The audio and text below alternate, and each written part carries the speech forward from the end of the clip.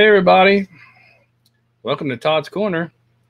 Got a pretty good group of guys here today. A very special guest, David Hirsch, and here's my buddy Gordon.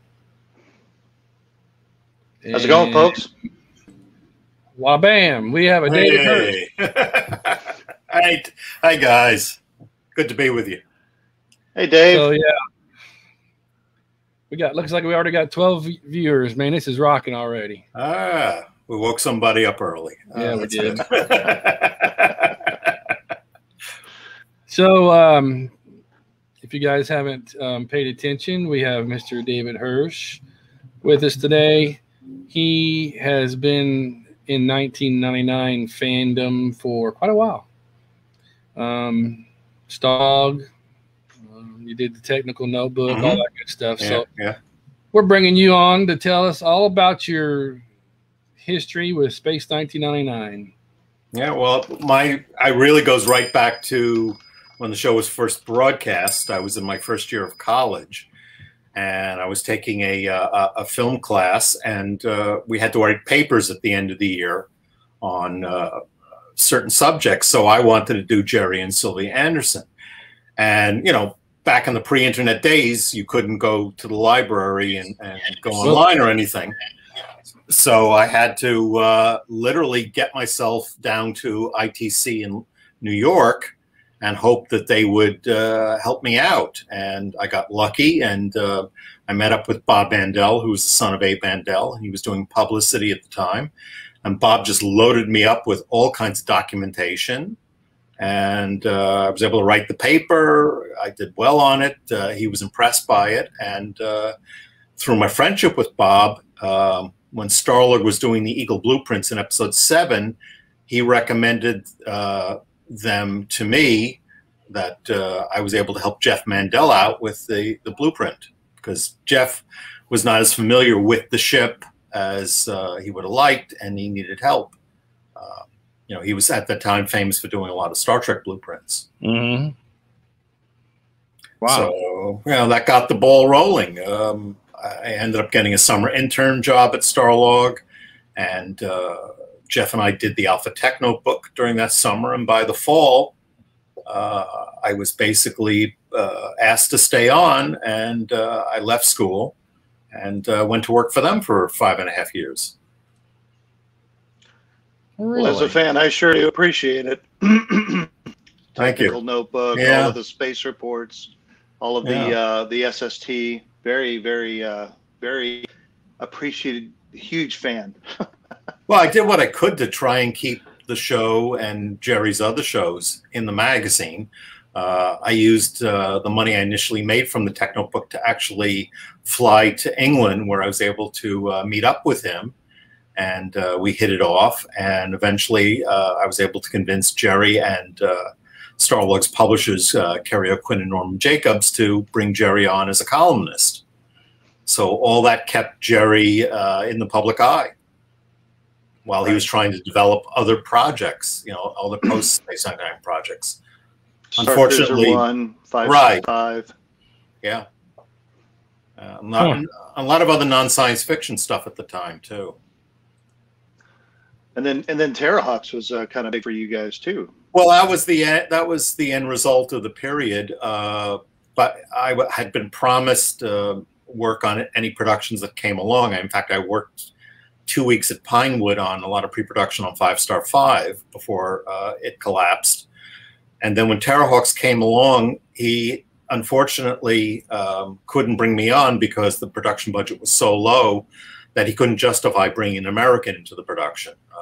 A lot of his staff were people just out of art school.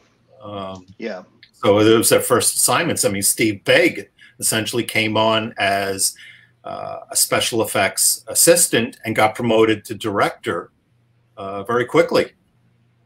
So it was a big deal for a lot of people. But unfortunately, I got to visit the studio during pre-production, but Jerry just couldn't justify a way to bring me on, which was unfortunate. And it took several years later. His son Jamie brought me into the audiobook series for Big Finish, and I got to write 3 episodes for them. Very cool. Well, so I'll tell it you all came around. Yeah. Yep, they're selling like hotcakes. I'm digging it. I'm digging it. Yeah. Let's talk a little bit about your first convention.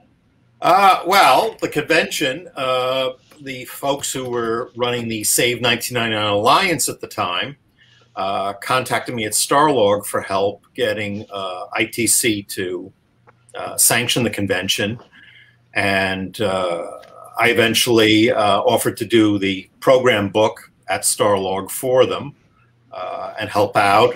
ITC let me, ITC let me raid their storeroom for scripts and costumes that they had for promotional purposes for a charity auction for the Columbus Children's Hospital, and we raised quite a lot of money for them. That's awesome. Yeah, in fact, the painting that we've seen at Alpha 2017 and Breakaway 2019 that I brought was one of the items that they gave me, but it was so big and fragile I couldn't ship it, so I ended up buying it out of my own pocket and keeping it for myself. So you had to travel. Oh, go ahead, Todd. Go ahead. Yeah, go ahead, Todd. You had to do traveling to do stuff for Starlog? Sometimes. I mean, most of the conventions were in New York, so I did a lot of the creation conventions, either selling Starlog products at their dealer's table, or for creation, ITC would loan me 16 mil prints, and I'd go and do film festivals of different episodes of shows for people to see, because at the time most of them were not available on air, so it was all keeping things going. The space conventions were really the only ones that I went to out of state. The first one being Columbus, Ohio, and the second one was Pittsburgh. Gotcha. I wasn't too far from you. No, they were short hops and everything. I know I missed one of them. I think Atlanta was the third 81. one. 81. Yeah, was it 81? So it was 78, 79. So I missed 80. That, which I think was back in either Columbus or Pittsburgh, wasn't it? Gordon, you would know. I believe I have the thing right here. Yeah. Gosh, where I'm looking. I don't. It doesn't. They couldn't decide when they were having it. Yeah, I was going to say I have it, but let's see. Yeah, I know I missed that for a reason. Yeah. I think it was somewhere in, Nantucket or something. I'm just kidding. No, it was somewhere either Pennsylvania or Ohio. But the third one was Atlanta, which was just after the air traffic controller strike. So it was all touch and go right to the last moment. Huh. And besides me, the only other guests there were Barry Gray and Suzanne Roquet, which was great because he's a terrific guest and she was a sweetheart. And then we did the Columbus convention. By far, my favorite program booklet that has been produced. My favorite. That was an awesome program booklet. Yeah, well, because we were in more control of the convention. Chris Landry, who was basically in charge of everything, he got a professional printer shop to do and I got Steve Kite to do the cover, which was very nice of Steve. Yes. And we got Phil Ray to bring over a lot of original miniatures, which actually came from the fact that about 6 or 8 months before the convention, I had dinner at Jerry Anderson's house. We were discussing his Terrahawks proposal.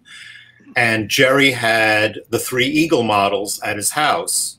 And I said, would you please consider allowing me to borrow one of them to display at the convention? Kind of hoping that he would say, you don't have to send it back. I have too many. But then I found out later on he had actually passed them on to Phil Ray. Right. So when I found that out, and since I knew Phil, we made the decision to actually pay to have Phil fly over. Phil loaded up his luggage with the original 44-inch Eagle, the original 22-inch Eagle. I think I had the 11 at that time because I know we had it at the display. I got the 11 from Martin Bauer. He brought over the small Ultra Probe. He brought over a small Hawk, a small UFO Interceptor from that series. No, Gwent I had from, I think I got Gwent from him before that. Yeah. Is this that? Yeah, that's it. You can see the large Ultra Probe. That's the 22 with the freighter module, and the 11's right behind it. The 44 had the stripes. Yeah, the rescue pod. Yep. So those were painted on the 44 at one point. Oh, they were always painted on, then repainted over. That's why you see the stripe shadow in Alpha Child when the eagle comes down after it's sort of been shot down, and it's got that dark, these bright white stripes with the dark. Yeah, see. Yeah, I was going to say, there's the legendary photo right there. Yeah. Where I'm thinking to myself, take the picture. I'm going to drop this. It's heavy, because they were really heavy. Yes, they are. Yeah. Were and are, yes. Yeah, and you could see it's got the remote arm on that one, and the Exile's coffin, which is here we go. Pull these over. Take this off because I don't want to pull the computer down. Sorry. You could here are. Here, let me put you up front. Okay. Yeah. There we go. That's the 44 scale one, and that's the 22 scale one. Aha! So cool. These were the two different scales that Martin Bauer built for the show. He built quite a lot of them. They're all, I think, machined. The small one's smooth, where the large one has the ribbing on it. Oh yeah, I noticed that. Yeah. This is actually pretty smooth compared to the one that you get with the 1612 one. But you could see in the back, you got the little mounting ports right in the center there. There's one in the front for that shot. And then there's also ones on the bottom. Right. Very cool. So they all drilled holes for different, whichever way they're going to line them up. So there are ones on the front I didn't see. Oh, yeah. Right in the dead center. Okay, yeah. Say it's easy to see on the small one, but yeah. Well, because the holes are virtually the same size. Right. So the small one, the holes are a lot bigger than they are on this one. You can. I don't think this one has a hole. No, this big one actually doesn't have a hole, but I've seen ones with a hole on the front, depending on how they're going to mount. Now you have good reference to get yours Canon. Oh yeah. I got to get mine Canon. Oh, if you want to really do Canon, you got to break the fins off too. Yeah, I've barely got one of those. I have barely seen any of them without the fins damaged. Yeah, only the small ones, the ones that actually have the fins good. Because everything always was built in multiple scales, usually 44 and 22, because you needed the 22s for either longer shots or depending on what was in the background. That's why the 11 is mostly shot as something flying small on screen, but then to give you the scope of the Daria landing bay, they had to use the 11, and they used it in close-up, which was unusual. Yeah. And the 11 gets used quite a lot in Dragon's Domain too. Yep. Where they had to build a second 11-inch. They cobbled it together using the Ultra Probe, the Metaprobe nose cone. Gotcha. Well, looks like we have a number of people here saying hello. We got Matthew Bodary. I hope I'm not doing your names. I kill names all the time. He goes, hello, Todd and Gordon. BP Taylor's with us. He says, hi, guys. Jordan Smithy says, greetings all. Hi, David and Todd. Matthew says, I still have my copy of Spaceship magazine, which is another interesting item of topic. Yeah. Yeah, that's the shot that I did for Sean McClure for the Martin Bauer book. Oh, there you go. Yeah. Which I have that book. That's a really good book. If anybody needs to get on out there at Amazon and get you a copy. Me too. I got it somewhere around here. Yeah, I gotta get the new cover version. Sean basically had to pay to get me my copy. It's a weird deal that when you self-publish through Amazon, that if he wants to send anybody a complimentary copy, he's got to pay for it out of his own pocket. What? So much for complimentary. Yeah, they really don't give you because it's just the way the publishing thing is set up. That's another one. Yeah, this is a nice close up. You can see the grooves. Yeah, I don't know if the grooves were part of the mold or added on separately. I don't know. But for the number, it's hard to tell because Martin was a very hard worker when it came to details. But, I'm telling you, that guy used everything under the sun that I can find. Yeah, and it's just amazing that he was able to turn these things around so fast. Mostly by himself. I don't think he farmed out too much work. Right. So I'm sure he has had some help in there. It looks like Roy's with us. Hey, Roy. Hey, Roy. Sorry. Roy. So we do have a question for you from the chat. Jordan Smithy says, here did Jeffrey Mandel and David McConnell get their references for the technical drawings before its release 77? Was any consultation with Brian Johnson or Martin Bower involved? Sadly, no, at the time, because I didn't know Martin. I met Martin quite by accident, courtesy of Jerry Anderson, when I was out at Pinewood, and Jerry introduced me to Keith Shackleton, his merchandising guy. And I was in Keith's office salivating over the fact that he had the big Gwent model and the big Cetasius and Caldorian ship sitting on the floor there. And I was like wondering what they were there because they were setting up the Blackpool exhibition, the first one. Gotcha. And Martin walked in. They introduced me to him. We were good friends from there on in because I used to, on all my subsequent trips to England, he let me stay at his place. So I thank Jerry for that introduction. But Brian, I didn't get to meet until we did Alpha 2017, and we did the chat with him. That was my first interaction. Wow. The only thing that we got from Brian, let me see if I can reach it, which was, whoops, paper flying everywhere. I think I put it in here. And this I actually only rediscovered this recently. This is make it screen big. Yeah, if I can. Got to be it's very delicate now, all this vellum. That is Brian's diagram of Moonbase Alpha. Wow. Which bizarrely is backwards. We have no idea why it's backwards because his signature is on it. When we reprinted in the tech manual, we flipped it and then flipped his signature. So it'd be correct. I don't know if it was simply because they copied it. But what's interesting about this was it has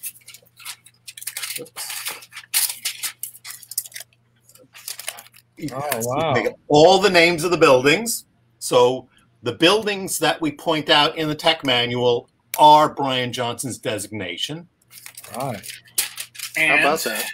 Then that's supposed to be all the travel tube lines. Wow. Right. Which nice. I can't quite figure out. Some of them actually apparently do go vertical. So. Right. Technology, if they got gravity towers, they can do stuff with travel tubes too, right? Yeah. So I keep it in my copy of the tech manual with the autographs and everything. Very cool. Yeah, and I only just found that in a box. I was looking for a brochure that I did for ITC on Supermarionation, a photo album that they were going to use to sell the SST movies. And I had scanned it in years ago, and one of the photos, Mike Clark pointed out to me from Supercar, had the original puppet designs on this backdrop, which were done by a former Disney designer. And I didn't know this. So I was trying for years to find that box. It's like my missing record singles that I've been still looking for it. I have no idea what happened to that box. I know it's here somewhere, where I've got the Japanese 1999 single and everything. I have the same problem. Yeah.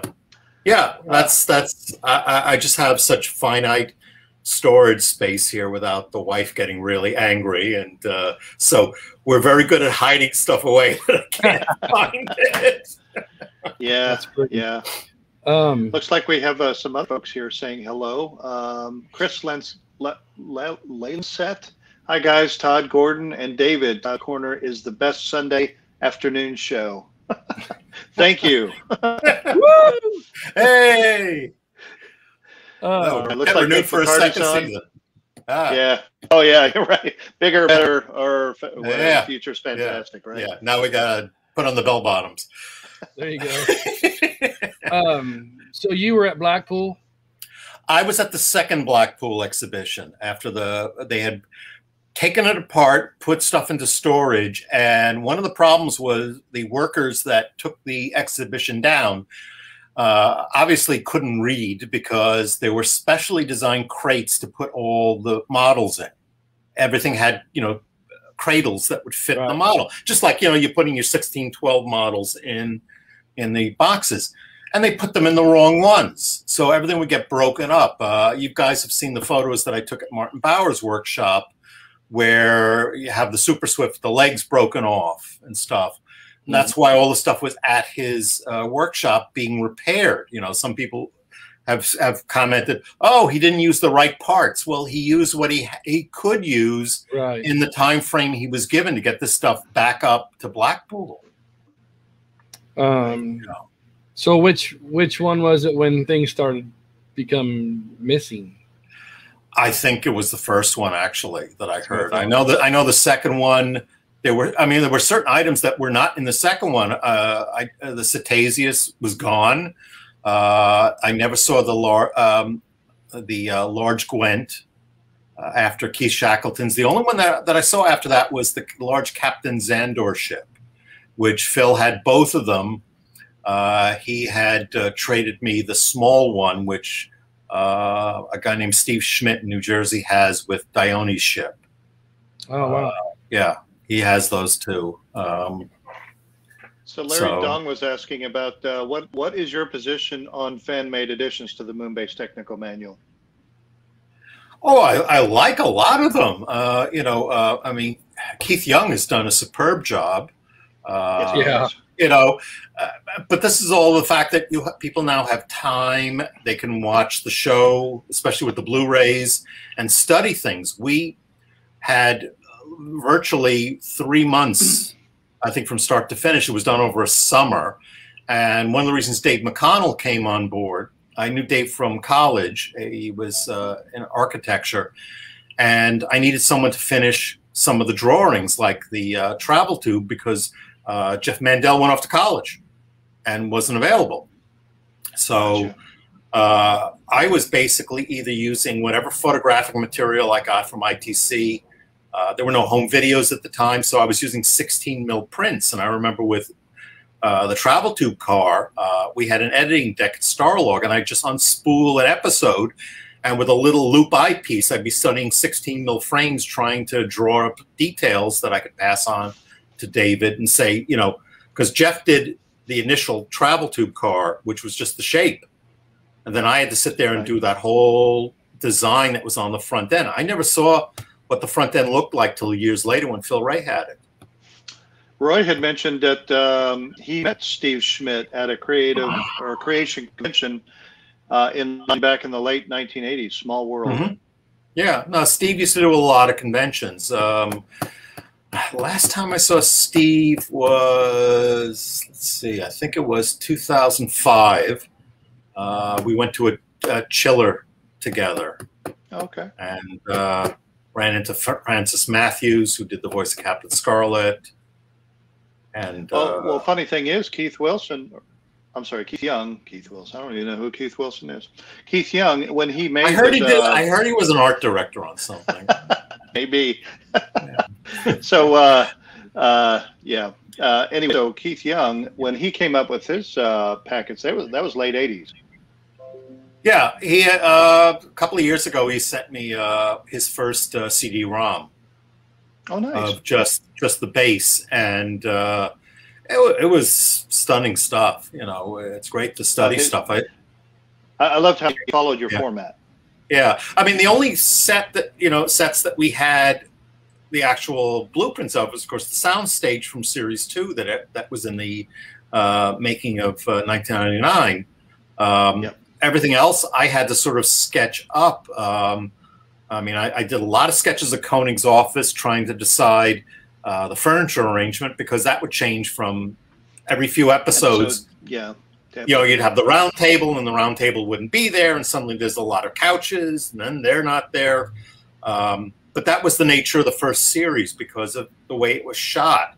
That's why there's so many different medical center sets, and there's never one single set. So that was like impossible to decide, what are we going to do? What I want to know is where that stairwell went in the on the right side of main mission in the later episodes. Where'd that go? Yeah, stairwell. There a stairwell? So you remember the stairs that go up to the windows? I remember you could side. Right. Yeah, those disappeared. I think there was a hit. They do. They did. Yeah. Check it out. Check out some of the later episodes of 1999. You'll see that there's a stairwell up to the windows on the right hand side of the big screen, and then it disappears. It's all flat. Check it out. It's on the right side of the big screen. Oh, you mean the? No, you mean the levels up to the windows. Stairs levels, yeah. Yep. Nah, that's upstairs. I'm thinking of the staircase up to the balcony. No. That's always been there. That was only in the first 4 episodes. After Ring Around the Moon, they basically redesigned that set because it was so difficult to pull that section out. Gotcha. Every time they wanted to shoot from that angle and then put it back. So to just flatten it out, all they had to do was pull the wall out now instead of pulling the flooring as well. Gotcha. Because look at some of the behind the scenes shots. The cameras are tremendous. Yeah. Oh yeah. Oh, absolutely. And then where do the Eagle walkways go in year 2? Again, that was a layout. No, I know. Yeah. I know, but it was a terrible decision. Every time I watched the show, I kept thinking, why don't they just not shoot down into the passenger module, and it would still look like that area is still there. Yeah. And they could have just gotten away with it. But I think it was just simply that everyone who was doing it wasn't paying attention to that was a fact. It was just, again, convenience to shoot the show at such a fast rate. Right. I understand that. Looks like on YouTube here we have hi guys from Paisley, Scotland. Looks like Peter O'Rourke is joining us. Peter, yeah. And then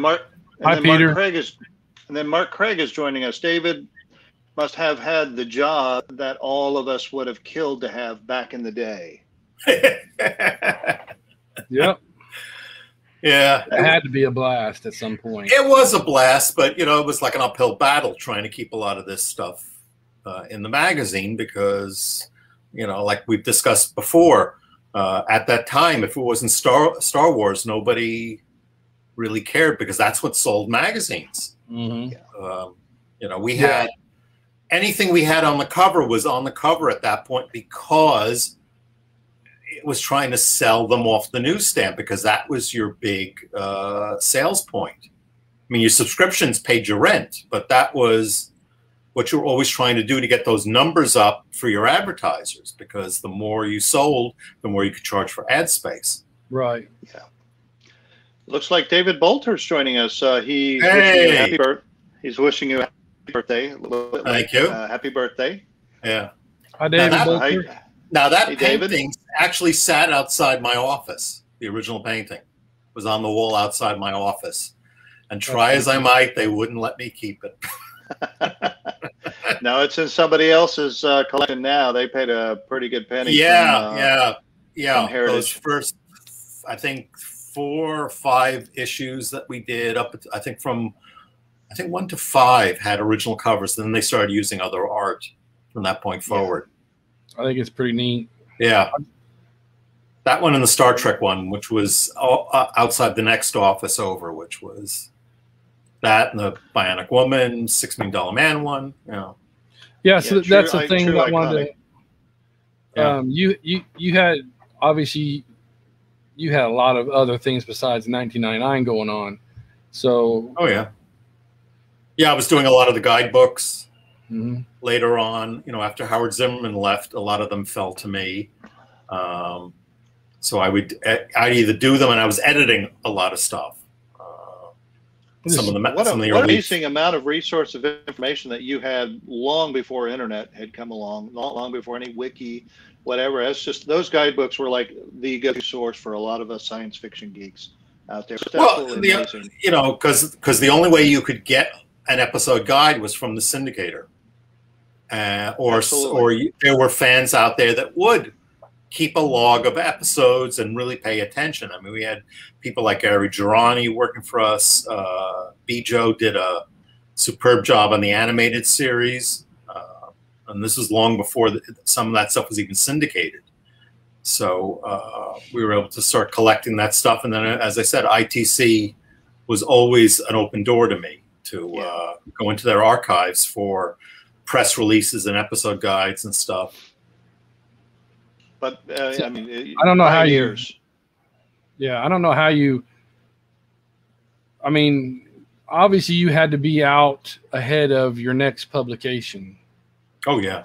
So, how do you finish up what you're doing here and get started on the next one? I mean, that's. Well, sometimes you're doing stuff simultaneously. Usually what in the old days, as it were. Everything was physically done in a layout, and you'd be editing and trying to get stuff within, the space that you had. You always had a deadline because back then you had to have stuff ready to go to the printer, and a messenger would come, pick up all your galleys, take them to the printer. They send back what they call blue lines a week later, which was the magazine in this like one color that you had one chance to check all your text, all your captions, make sure the photos weren't flopped. And then it went to press. And it was always a race, but you were always working on the next episode. I mean, just like Chris Penfold talked about at the last convention. When they were shooting an episode, they were like 4 or 5 episodes ahead writing scripts for them. Because you had to always keep feeding the beast. Right. So that's what I was going to say. I mean, you're Trek and $6 Million Man, all that stuff going on. Lots of you were all over the place. Run, Close Encounters, as I'm sure Star Wars kind of blew Starlog up. Where you guys probably got some good sales from issue number 10 on. Yeah, somebody sent a comment here. Was that cover painting by Arnaldo Puzu? And I honestly don't know. I'd have to look up and see if he's credited in the issue. I don't remember who the artists were. I know just the painting that I've had on display that ITC used was by the Gentili brothers, who did covers for O'Quinn's previous magazines, and they were 2 twin brothers who would paint elements of these images and then glue them together like a collage. Which is why this thing is. It's amazing. Like there's like 3 iterations of that one painting that you have. Right. Used for the Laserdisc, used for the technical notebook, probably a lot of TV guides across that current time period. Yeah. Well, there was one. There was the first version that they did that ITC then did high definition transparencies of these 4 by 5 inch transparencies, but then they sent it back to be corrected.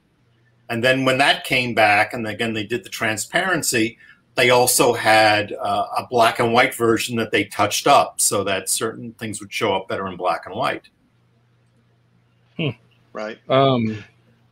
So go ahead. I was going to say, so do we want to fast forward to Starlog number 20, where Superman was on the cover, and this was a huge deal for Space Report, which turned into this. Right. Well, most ITC shows were re-edited for theatrical release in Europe. You know, certain countries that didn't have many TV stations, if at all, still had movie theaters. So shows like The Saint, Secret Agent, they edited into movies. Sometimes 2-part episodes, sometimes, you know, a mess of episodes. And they, the London office of ITC did that movie, which I cheated a little and put it on, you know, in the magazine as it's a movie.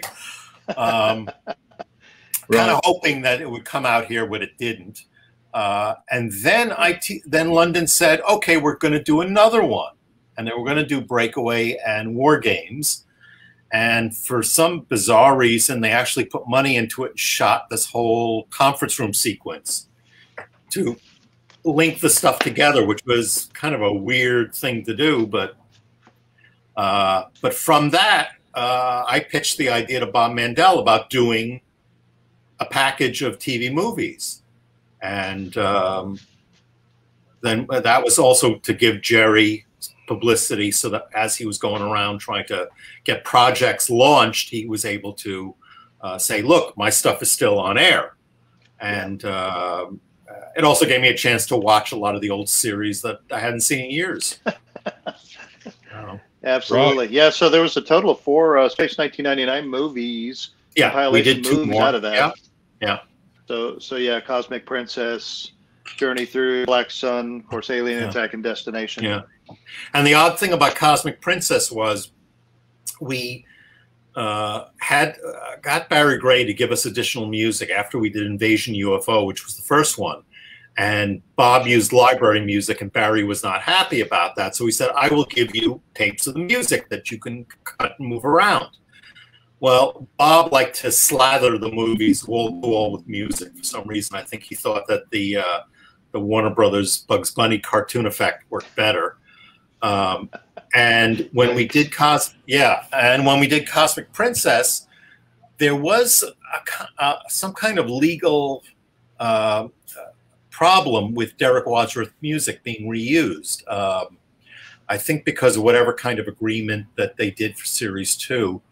So Bob decided, well, let's just put in Barry Gray's music. So it was like the first chance people got to see what the show would have been like had Barry been around for Series 2. But it's an odd mix of Derek's jazz and Barry's more orchestral stuff. Right.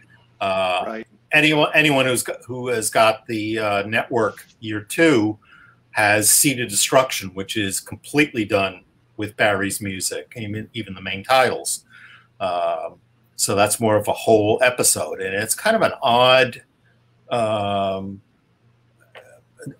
duck the way the show shows up with this sort of mix of year 1 and 2, because it doesn't look the same, but it sounds the same. Yeah. So we have Nick McCarty asking, David, would you like to see Starlog back or maybe revamped, etc.? Thank you. Oh, sure. Why not? I mean, there's so much to talk about. I know that, you know, it was surprisingly how they missed the boat on going digital when that came down. Fangoria, which was one of our magazines originally, I think got sold off, is thriving as a digital magazine.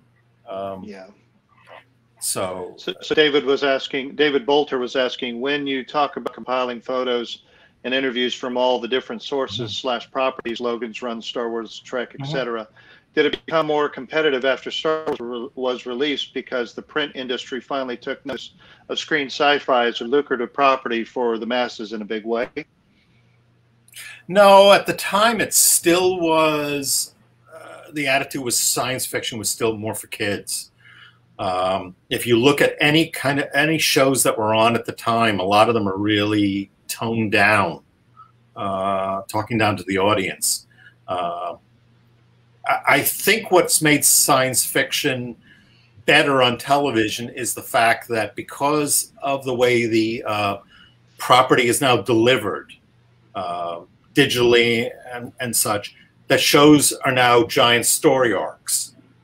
So there's much better way of developing a story instead of doing self-contained episodes that have to start and stop. And it could be because all of Jerry's shows were done with the idea that they were going to be mixed up. I mean, we all know that Dragon's Domain was like episode 2 in some markets, and that's right at the end of this, was done at the end of the series.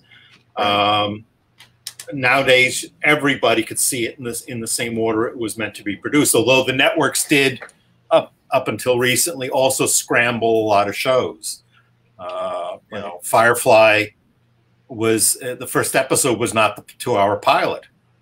So the networks still kind of dicked with that from time to time, and that hurts the storytelling process. Oh yeah.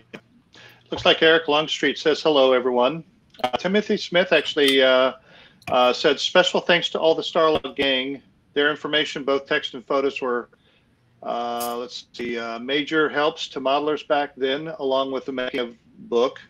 That is pretty much all we had to go with then. The monthly guide to making your 1FX was also incredibly helpful. Yeah. And those techniques were used in making many fan-made films, including my own. Yeah, well, that was Kerry O'Quinn's passion, was the homemade market. I mean, Starlog had a film festival at one point. I mean, his ultimate goal was he wanted to get a lot of that stuff released on home video. And, one of the problems we ran into was everyone was using copyrighted music and stuff. So it was like, oh, now what are we going to do? Oh, yeah. So that's why we put things out like one of our guys was into making sound effects. So we put out a sound effects record to help them out. It was all a learning experience, but it was because everybody who worked at the magazine had a passion in certain areas. Some were into the literature end more. I mean, I've told the story at the convention where where Martin Landau used to call me up at the office and want me to compile a list of books to read, because he was a big science fiction reader. So you wanted to know what the latest books were. Because you weren't going to go to the New York Times. Mark. Yeah, you weren't going to go to the New York Times book review for this stuff. Oh, those old things. Oh, yeah. Mark. Hey, Mark. You've been hanging out in the back room. Hello. Hey, Mark.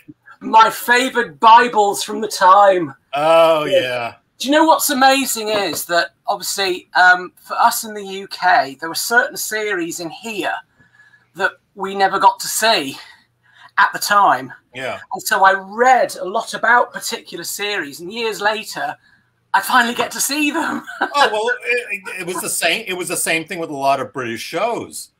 Yes. I mean, all the early Doctor Who's, our first Doctor Who's were the Tom Baker ones, even though some of the John Pertwee ones made little inroads in public television, but not too much. So you'd read about this. My only source of them was reading the novels to know what the early stories were. That's why I was the only one in the office who really knew about the history of Doctor Who, because I read the novels. Yes. Yeah. Yeah. Doctor Who. Yeah. Yeah. Looks like Michael Hodges was asking about was David involved in a short film that had a TIE fighter attacking the magazine's New York offices? I don't recall. I think it was one of the. Oh, maybe that was the Starlog Birthday Fantasy. Because Kerry made a film, and I think that's the one. Okay. Where we're having like a birthday party in the conference room, and then we're all imagining things, something like that. Yes. Yeah. That's actually on YouTube somewhere. The commercials. Yeah. Yeah. Go ahead. I'm wearing that stupid T-shirt that Kerry insisted I wear, and the cake was not real.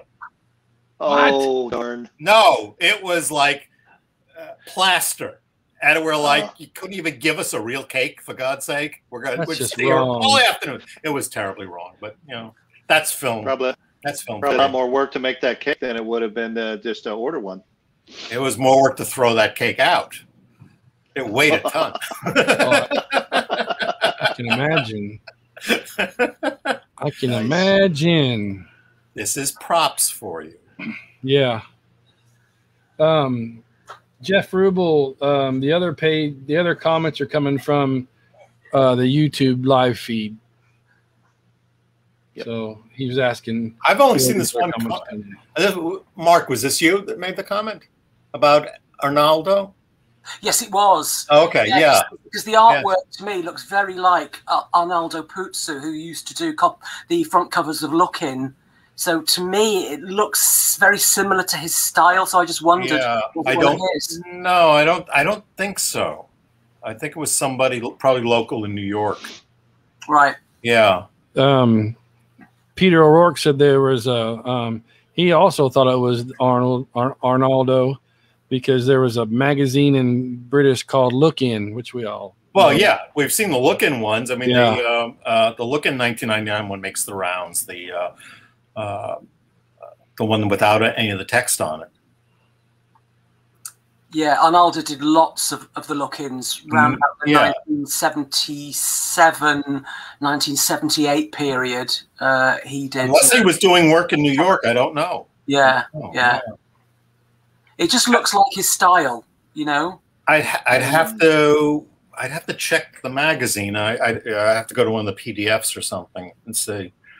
If anyone doesn't have the magazine, if you go to internetarchive.org, they have all the Star Logs in PDF and e-reader and different formats. I mean, the PDFs are the best because you can look over the whole magazine and right. I go there quite often. Yeah, I spent weeks downloading all of them just to have a backup archive, so I didn't have to go to the bins and pull them out. Might as well. Yeah. What do you think of the British magazine Sci-Fi now? I mean, all the other there were a lot of good magazines that are around now. It's not like the ones that were published around the time of Star Logs that went 1 or 2 issues and were simply made up of press releases, right? Like Space Wars and some of the other ones. They were just there because someone said, "Oh, let's do a science fiction magazine." No, you guys were the pioneers. You guys set the standard. You really did. Yeah, it was amazing. So you had some good-looking eagles behind you, I see. Well, you got the one that Ed Marecki built from, I believe it's AB Models. I always forget which one it actually came from. It's all customized. So it has the 22-inch scale remote arm that I got from Phil, which we believe was built for the show but just not used. It's also been rigged, so I've had on display at the convention the original 22-inch freighter module. So it fits into that. So we had to move where the mounting screws were. That's the one that you see in beginning of Breakaway unloading. The original 11-inch Eagle with the lab pod on it that I've had at the convention. I just put the Konami next to it. Yeah, down there we have the 1612 VIP. No, I mean the Product Enterprise VIP, the Dinky, the large moon buggy that you see in the shots with Brian Johnson and Sylvia Anderson holding the little moon buggies and stuff, and of course the working Comlock, the non-working working Comlock. And just for fun, I dug this out for when I was doing, I can reach it in Inglorious Trexperts podcast. This is Ed Marecki's original tricorder from Star Trek: The Next Generation, Ensigns of Command. It was the first. It was the first one he built for the show. They wanted hidden hinges, which of course meant it broke very quickly because it's just held by 2 wires and some tape. And at some point, I have to dig out the battery and see if I can get a new battery to replace because it still works. Nice. So that buggy Todd, there you go. Yeah, this one right here. Right, that's the one that you see in Full Circle, moving away from the Eagle.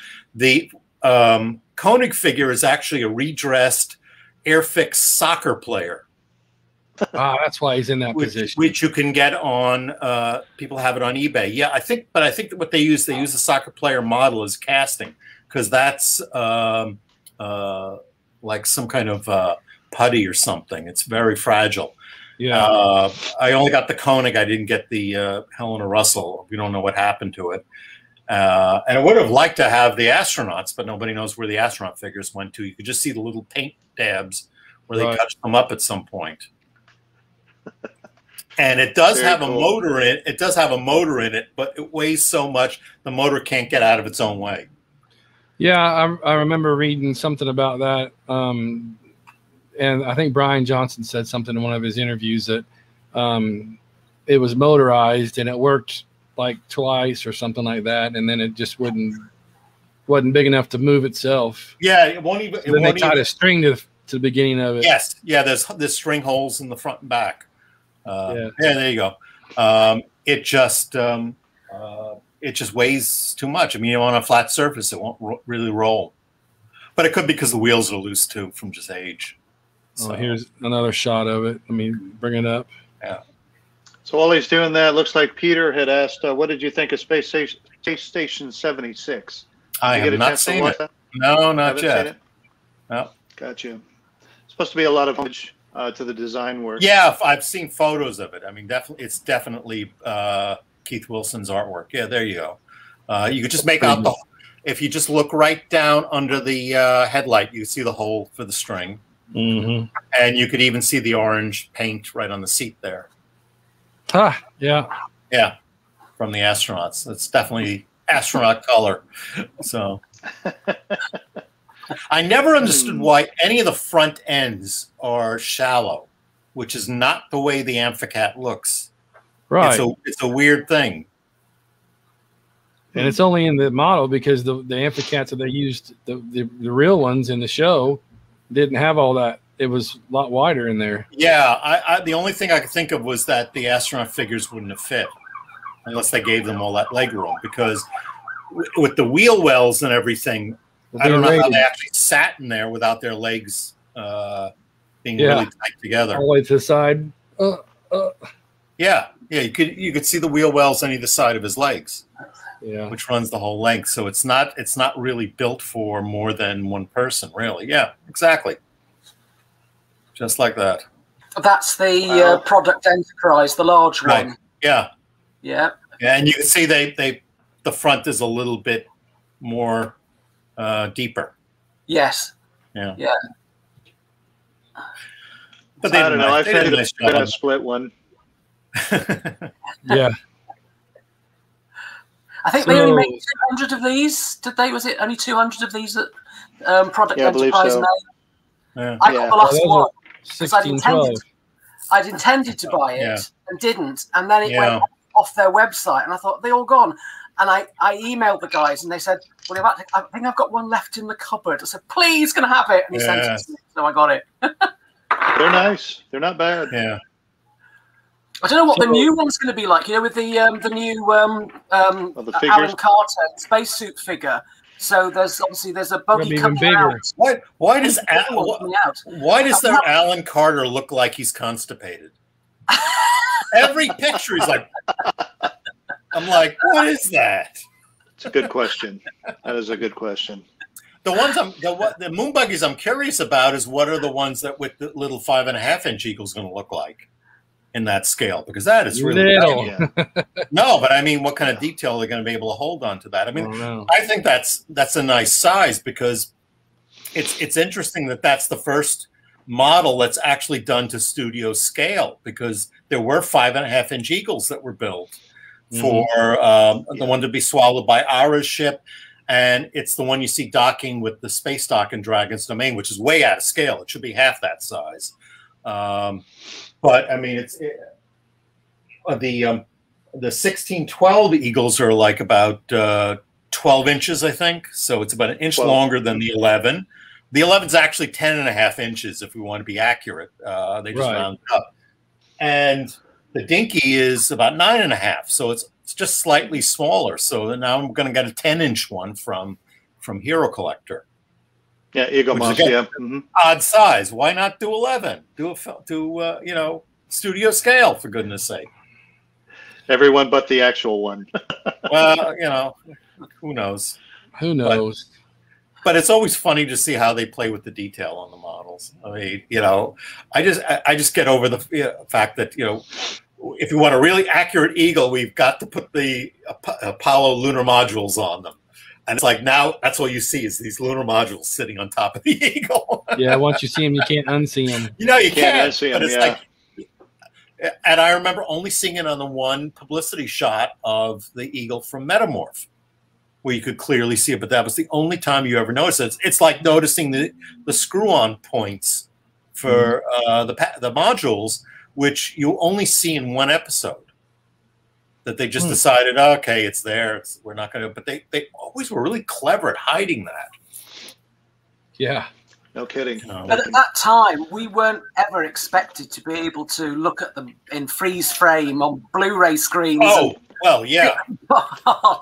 Yeah. But honestly, I would tell Brian to his face, the first time I saw it, I did pick up the fact that he had two eagles flying into each other. When they went off, I think it was in War Games, they fly up to the side of the screen, they suddenly go right through each other. It's the Dorcons. Yeah. Yeah, Dorcons. Dorcons, yeah. Yeah, yeah. So it's like, Nice. You picked up on certain things, yes, but it was gone. And you forgot about it. But these days, it's like, you got to admit, it was really difficult to see that stuff on a 19-inch color TV rolling around on your wheels that your mama had, you know. How about the little black and white one that was in the kitchen next to the table? That was all you could watch. Even better. When you ate dinner. Yep. Yes. Yep. Even better.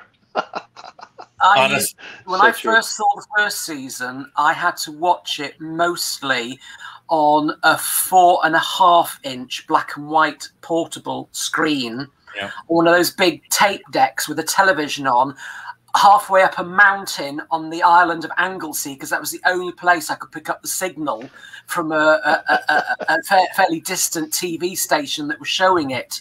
It's when I first got my first car when I was 18. Yeah, see, he's got me beat from when I was in first year of college. And I'm up in Cortland, New York, and I'm like trying to get some UHF station to watch it. Hold your hand up this way. Yeah, hold your hand up this way. Yeah. Better. It's better. If you go like this, now I see it. No, the worst though was because as I've said so often about how I got to see Space 1999, I only got to see the second series first. When I'd been living in Germany when it was shown in Britain the first season, so I didn't get to see it. So I came back and they started showing year 2, and after 9 episodes, I was living in the Midlands area where ATV Midlands was screening it. Moved to Anglesey, and the regional ITV station there, HTV, wouldn't buy it. But Granada were showing it, which I could pick up as a very, sometimes, and when it was good weather, a very grainy picture, probably with no sound, just this static sound. And all I could see was this ghosted image of people moving around the screen. And that was how I tried to watch some of those latter episodes of year 2 for the first time. It was just And here we are wallowing around in Blu-ray land, just it's not fair, but you got the whole freaking library. The color is not corrected right. Right. Yeah. What do? Crack. Enjoy the damn show. No, you have to buy the $600 Japanese Blu-ray because the reds are just that much brighter. That's right. That's right. Back in those days, in the early 1980s, and before the series came out on VHS videotape in the 90s. Yeah. For us to get to see our favorite series was just such a huge task. If you were lucky that it was going to get repeated. Oh yeah. The lengths that you would go to see it, but also. It's like as Starlog was to me, and looking when the series I couldn't see it because either it had stopped showing or whatever, and it was my only way of keeping in touch with the series and my memory of that series. So every month when Starlog came out, I really looked forward to it. Is there going to be more on Space 1999? Yeah. I mean. Like we were talking about the Super Space Theater movies. I mean, that was my opportunity to sit and watch episodes of shows that I hadn't seen in years. or to get to see shows I never saw before, because like we talked about when we did the Joe 90 movie, it was never aired in here, and that was the first chance I got to see any episodes. And it sure was nice that when they finally put them out on VHS, even with Sybil Danning as doing the intro to those early movies, you know, running 2 different VCRs and then trying to copy Destination Moonbase Alpha onto a blank tape, you know, that was an expensive night, but it was nice to see after all those years going through the Japanese guidebook, eyeballing the tech manual for many months, many weeks, many whatever. And then, you know, Tim Heald's Making of Space 1999. These are the only things that we had long after the show was canceled. Exactly. You know, and it was not, and of course, I don't know why J2 Communications only put 4 volumes out, where the Laserdisc market just put out 23 out of the 24 volumes. Well, that was because of the TV movies. No, I get that, but what I'm saying is I don't understand why they put just 4 volumes on VHS. You know, but I had to scour all across the Southeast United States in their clearance bins to complete the 23-volume Laserdisc. I mean, my understanding with the J2s were that they put out 4 initially to test the market, to see how they would sell before they did the other ones. But why they picked those episodes, I didn't understand, because I don't either. There were so many stronger episodes they could have let off with, especially the first episode. But again, I think that had to do with the TV movies, right? Because so why don't we talk? You want to do a little bit of a plug on this book here? Definitely. Amazing book on this. Fanderson had been, after me for a long time to write about the movies, and I just felt a little odd writing about myself. So I convinced them to bring in somebody who really knew the movies backwards and forwards, and he just interviewed me, and I gave him some background information, and I had a lot of the promotional material, so we scanned the original artwork from the slides I had, and they were able to do those mini posters. So it's the most complete story about the movies, and you have all that artwork. Yeah, even from the other TV movies, that I think every piece. Sorry, I had it upside down. Every piece. It's more exciting that way. Artwork. Yeah. But if you were to go to Fanderson, of course, if you're a member, you got to be a member. Yeah. But if you were to go to Fanderson, these books, I believe, are still available.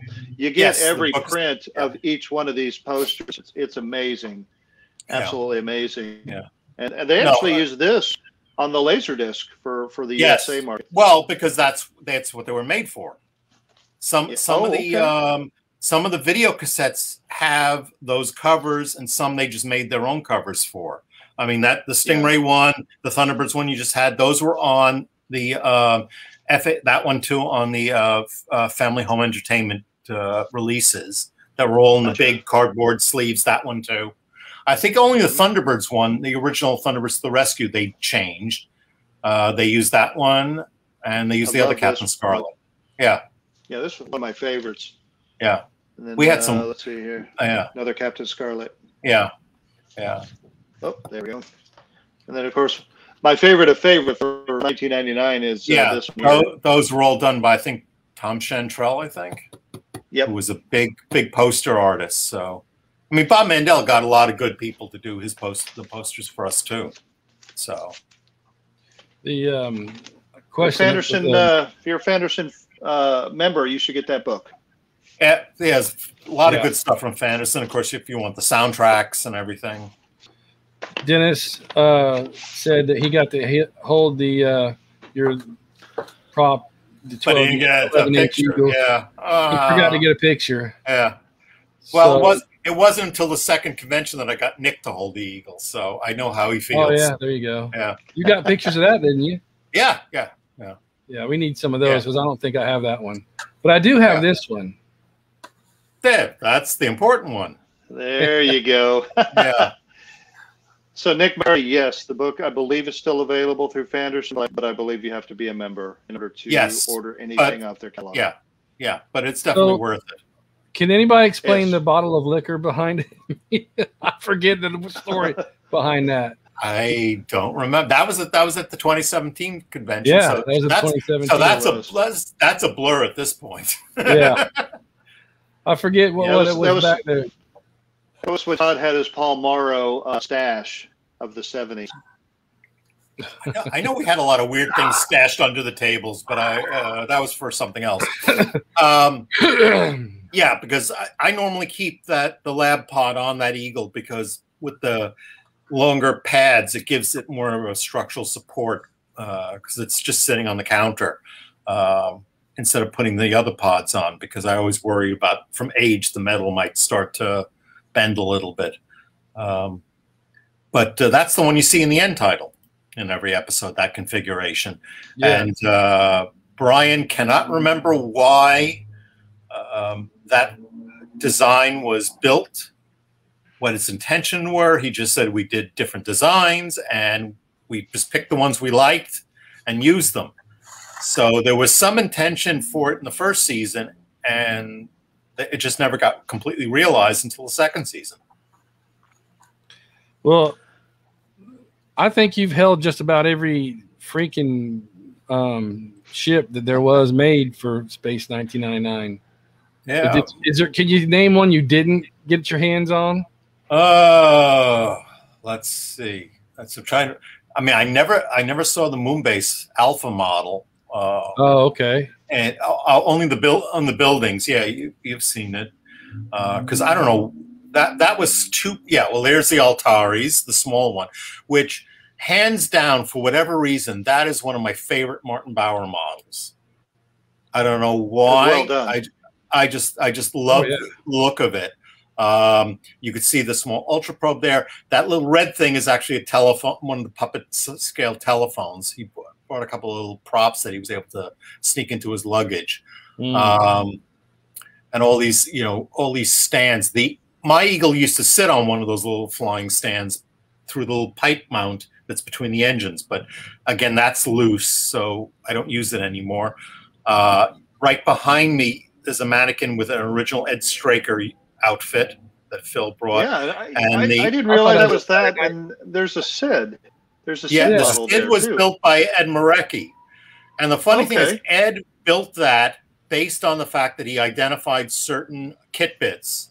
So he basically built a studio scale Sid without really having blueprints. And years later, when we finally got a good look at what the back end of Sid looks like, he nailed it. Just from the one shot from one episode where Sid goes into a spin. Let's see if I can get another picture with stuff in the background. Yeah, the blueprints on the walls were Steve Corbett's blueprints of Martin Bauer's ships, which were going to be used in the supplement. Now, unfortunately, I loaned them to Ed Marecki, and we don't know where they are. Yeah. Ed? Yeah. Actually, yeah. Ed did a lot of work kind of like that stuff back in the day. Oh, God, yeah. I mean, Ed did worked on the early 90s restoration of the Starship Enterprise model, and I worked on that project with him. That was another rush job. So that was like 6 weeks start to finish, and did not have the time or resources they had on the more recent one, which is why the recent one turned out so beautifully.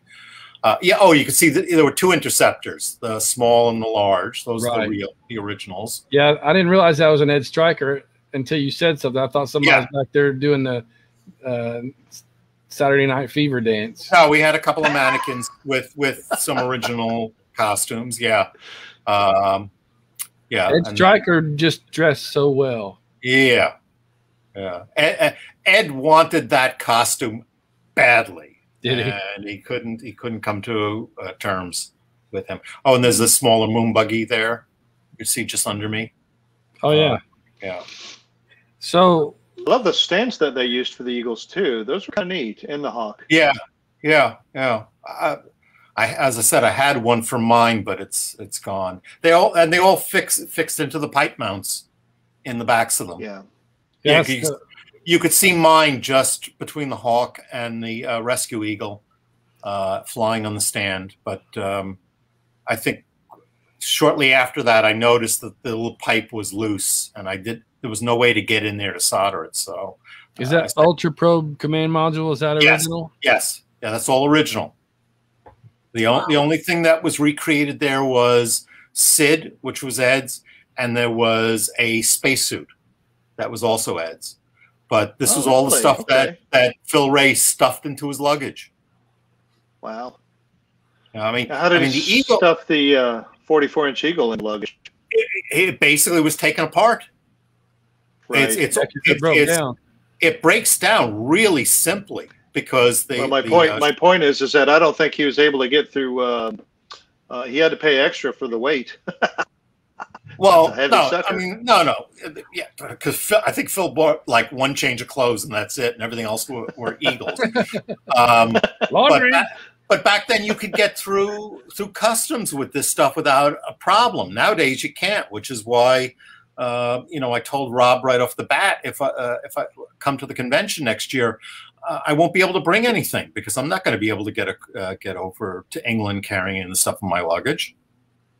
Right. We had a hard enough time getting the Thunderbirds puppet back from England after 9/11, and they definitely did open the head up when I got it from customs. Did they really? Yeah, they still do. Yeah, they still open them. They even leave a little sticker. Yeah, but when I brought him over for the charity exhibition initially, I put him in a carry-on bag, and it was like this was. The ticket agent, the gate people, all this is a fun thing. What do you have in there? Oh, that's so adorable.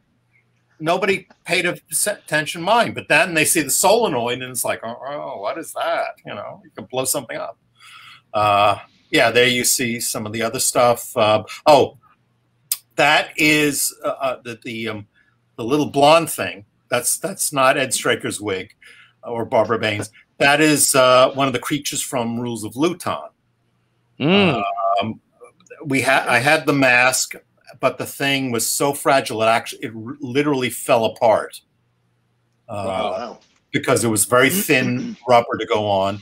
I think that's all puppet props in front of the Ultra Probe. Computer panels and stuff from Captain Scarlet or Joe 90.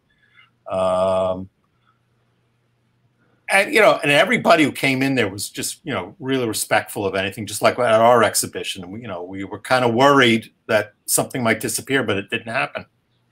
Yeah. We also had on an opposite wall, ITC had loaned me some of the space station was there, but on the other side where this picture's taken, if it was behind you, we had Gray Morrow brought some of his artwork from the comic books to display because he was a guest at that convention too. Thought I had those pictures somewhere. Yeah, you probably do. So we had a really good, because basically I wanted to do Space City USA, which I did. So it was a nice little thing. I mean, that was my thing for the convention, was setting that up. Ed was the dealer's room because he knew all the dealers from other conventions. So what convention was that?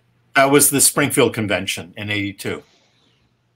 So I had a plethora of those photos from my personal collection and yours, Dave, that I'll share on props tonight with all of our members. Sure. Yeah. Lot of good stuff. And Dave, I really do appreciate you sharing just about everything that you had participated in the past. Good stuff. I've actually shared it like a dozen times already, but I'll do it again. Throw it at the top of the thread. Sure. Yeah. Yeah, most definitely. So, what was your interactions with Jerry? Was it a lot or just a little bit? Well, for the 5.5 years I was at Starlog, it was quite a lot. We were constantly in touch. I worked on, as I said, I worked on a lot of his projects as a consultant while we were doing the Jerry Anderson Space Report. I would send him questions for the question and answer things. He'd send me back an audio cassette. We were always, I think we talked like every week. Right. And let's see if we can find. Well, looking forward to my special edition audio series, hopefully coming in the mail here soon from the Jerry Anderson official store. Oh, which one is that? The volume one, the one with the 3 stories that has the extra booklet and the extra. Oh, the Space 1999 thing. Yeah. I don't like to bite the hand that fed me, but I wasn't as impressed with this one as I was with the first one. Oh, story-wise, I thought I thought there was quite a bit of a missed opportunity there for them to do something really, really interesting. The first story is, I think, the weakest of all of them. But Andrew Smith's last story, Goldilocks, is actually the best of the 3. Really? It's really a superb story. I kind of wish they had started with that one, or even their adaptation of Death of the Dominion could have made a better, I think, second episode. That's the one I'm looking forward to listening to. It's an interesting variation. It's still, I still think the episode, the broadcast episode, was better. Because there really wasn't much about the episode that I would say was lacking, needed fleshing out. But there was something in the episode that said to me that this could have been episode 2 and it would have been more of a wow factor. And I think because Nick Briggs had done such a wonderful job of combining all the early drafts of the Breakaway script into his first episode, that he could have gone down a better road that would have filled in a lot of plot holes. I just found that 3 episodes that all dealt with planetfalls was a little bit going back to the show. If you're going to complain about the scientific accuracy of the show, then why do 3 episodes that have them go planet to planet to planet? And they're not. There's nothing that says, "Oh, we're going on to the next planet in the same solar system." Right. So I think there was a missed opportunity there, but it's nice that they are doing something different and enough of a flavor of the original show that you could say, yeah, if they were remaking it today, this is what it probably would have been. Well, we probably are saying the same thing about Ring Around the Moon or Full Circle, as kind of like the not so liked versus the most awesome ones of like, let's say, Dragon's Domain, Another Time, Another Place, whatever, well, the original stuff. So right, well, it's the placement of the series and how the series was developed, which is what it'd be interesting to see Volume 2. Yeah, right. I mean, this is the book that Robert and I have been working on, with Chris Penfold, which is the development of the scripts from the UFO Series 2 into what the show finally was, and how the writers had one idea and they kept getting feedback from America saying, no, that's not what we want. Right. We want you to do this. That kept throwing monkey wrenches, because it was America that said, we don't want any action to take place on Earth. So you have to have a reason that we don't go back to Earth. Mm-hmm. So, Jerry simply said, oh, we'll blow the moon out of orbit or something. I think originally he wanted to blow the Earth up. And they said, well, that's too dark. That's too dark. That's too dark. So you'll do this. So then the writers came in going, well, this is kind of, how are we going to work around this weird idea? And they did. And they a lot of them really thought it out. And Chris Penfold, God love him, wrote his heart out to the point that by the time he got before the end of the series, he had to walk away because he was just so burnt out from, all the constant rewrites to appease everybody and still make something that he could be proud of. I don't think there's a single episode where they could say, we really dropped the ball. But I know that there were episodes that he wished they could have done something different that could have been better. Check this big thing out. Whoa. Oh, it's swirling. Oh, yeah, that thing. Let me tell you something. That model got really the short end of the stick, because it was such a beautiful model, and it was only shot in a static position in the episode. And they could have done some beautiful flybys of that model. The detailing, especially on the bottom, with it just seeing, and from that angle alone, it's just such an interesting design. Yeah, that you just never got to see it. I like that one too. That's they should have done more with it. David, I think I read at the time that the model wasn't actually completed in time for when they actually needed to film it, so it was only shot from one angle where it did look completed. So whether that was true or not, I don't know. I presume if it was, they finished it. Marty must have finished it off later, or whatever. You know. No, I know the top does appear in the show from another angle, but they're all static shots. Yeah. My understanding was there just was no time or money in that episode to do a lot of multiple exposure shots. That was a pretty fast-paced episode. As big as you. Yeah. I mean, the money did run out, I think, at that point, money and time. So virtually all the visual effects, even the shots of the probe, are almost completely static. So it's that was the big problem in series 2, was there was a lack of time. Well, they were against the clock because hadn't Freddie Freiberg had promised them that they would complete filming by Christmas of 1976. Oh yeah, and they actually started 2 months. They started 2 months late. Yeah, they were supposed to start shooting, I think, in October or November, and they didn't start shooting till February the following year. So they were already under the gun. Now here you can see the large ultra probe on the ground. I mean, large Altaris. And then what was left of the Super Swift, which had just really gotten the Mickey kicked out of it. Oh wow! Yeah. So where is this room that you're in here? That's Martin Bauer's workshop in Bracknell at the time. Wow. He had this long workshop that ran the length of all these garages for houses in the neighborhood. You can see the end of the side on right there. Yeah. The on the wall behind him was a puppet set prop for a proposed show he was trying to sell, called it went through a number of different titles, Future Force, other things. Pretty neat. Yeah, that was always fun. I mean, between his workshop and Greg Jean's, the biggest fun was just looking under counters and seeing what was lying there. Yeah. You know, bits and pieces. He had stuff left over from Alien, you know, control panels and stuff. It was always cool stuff.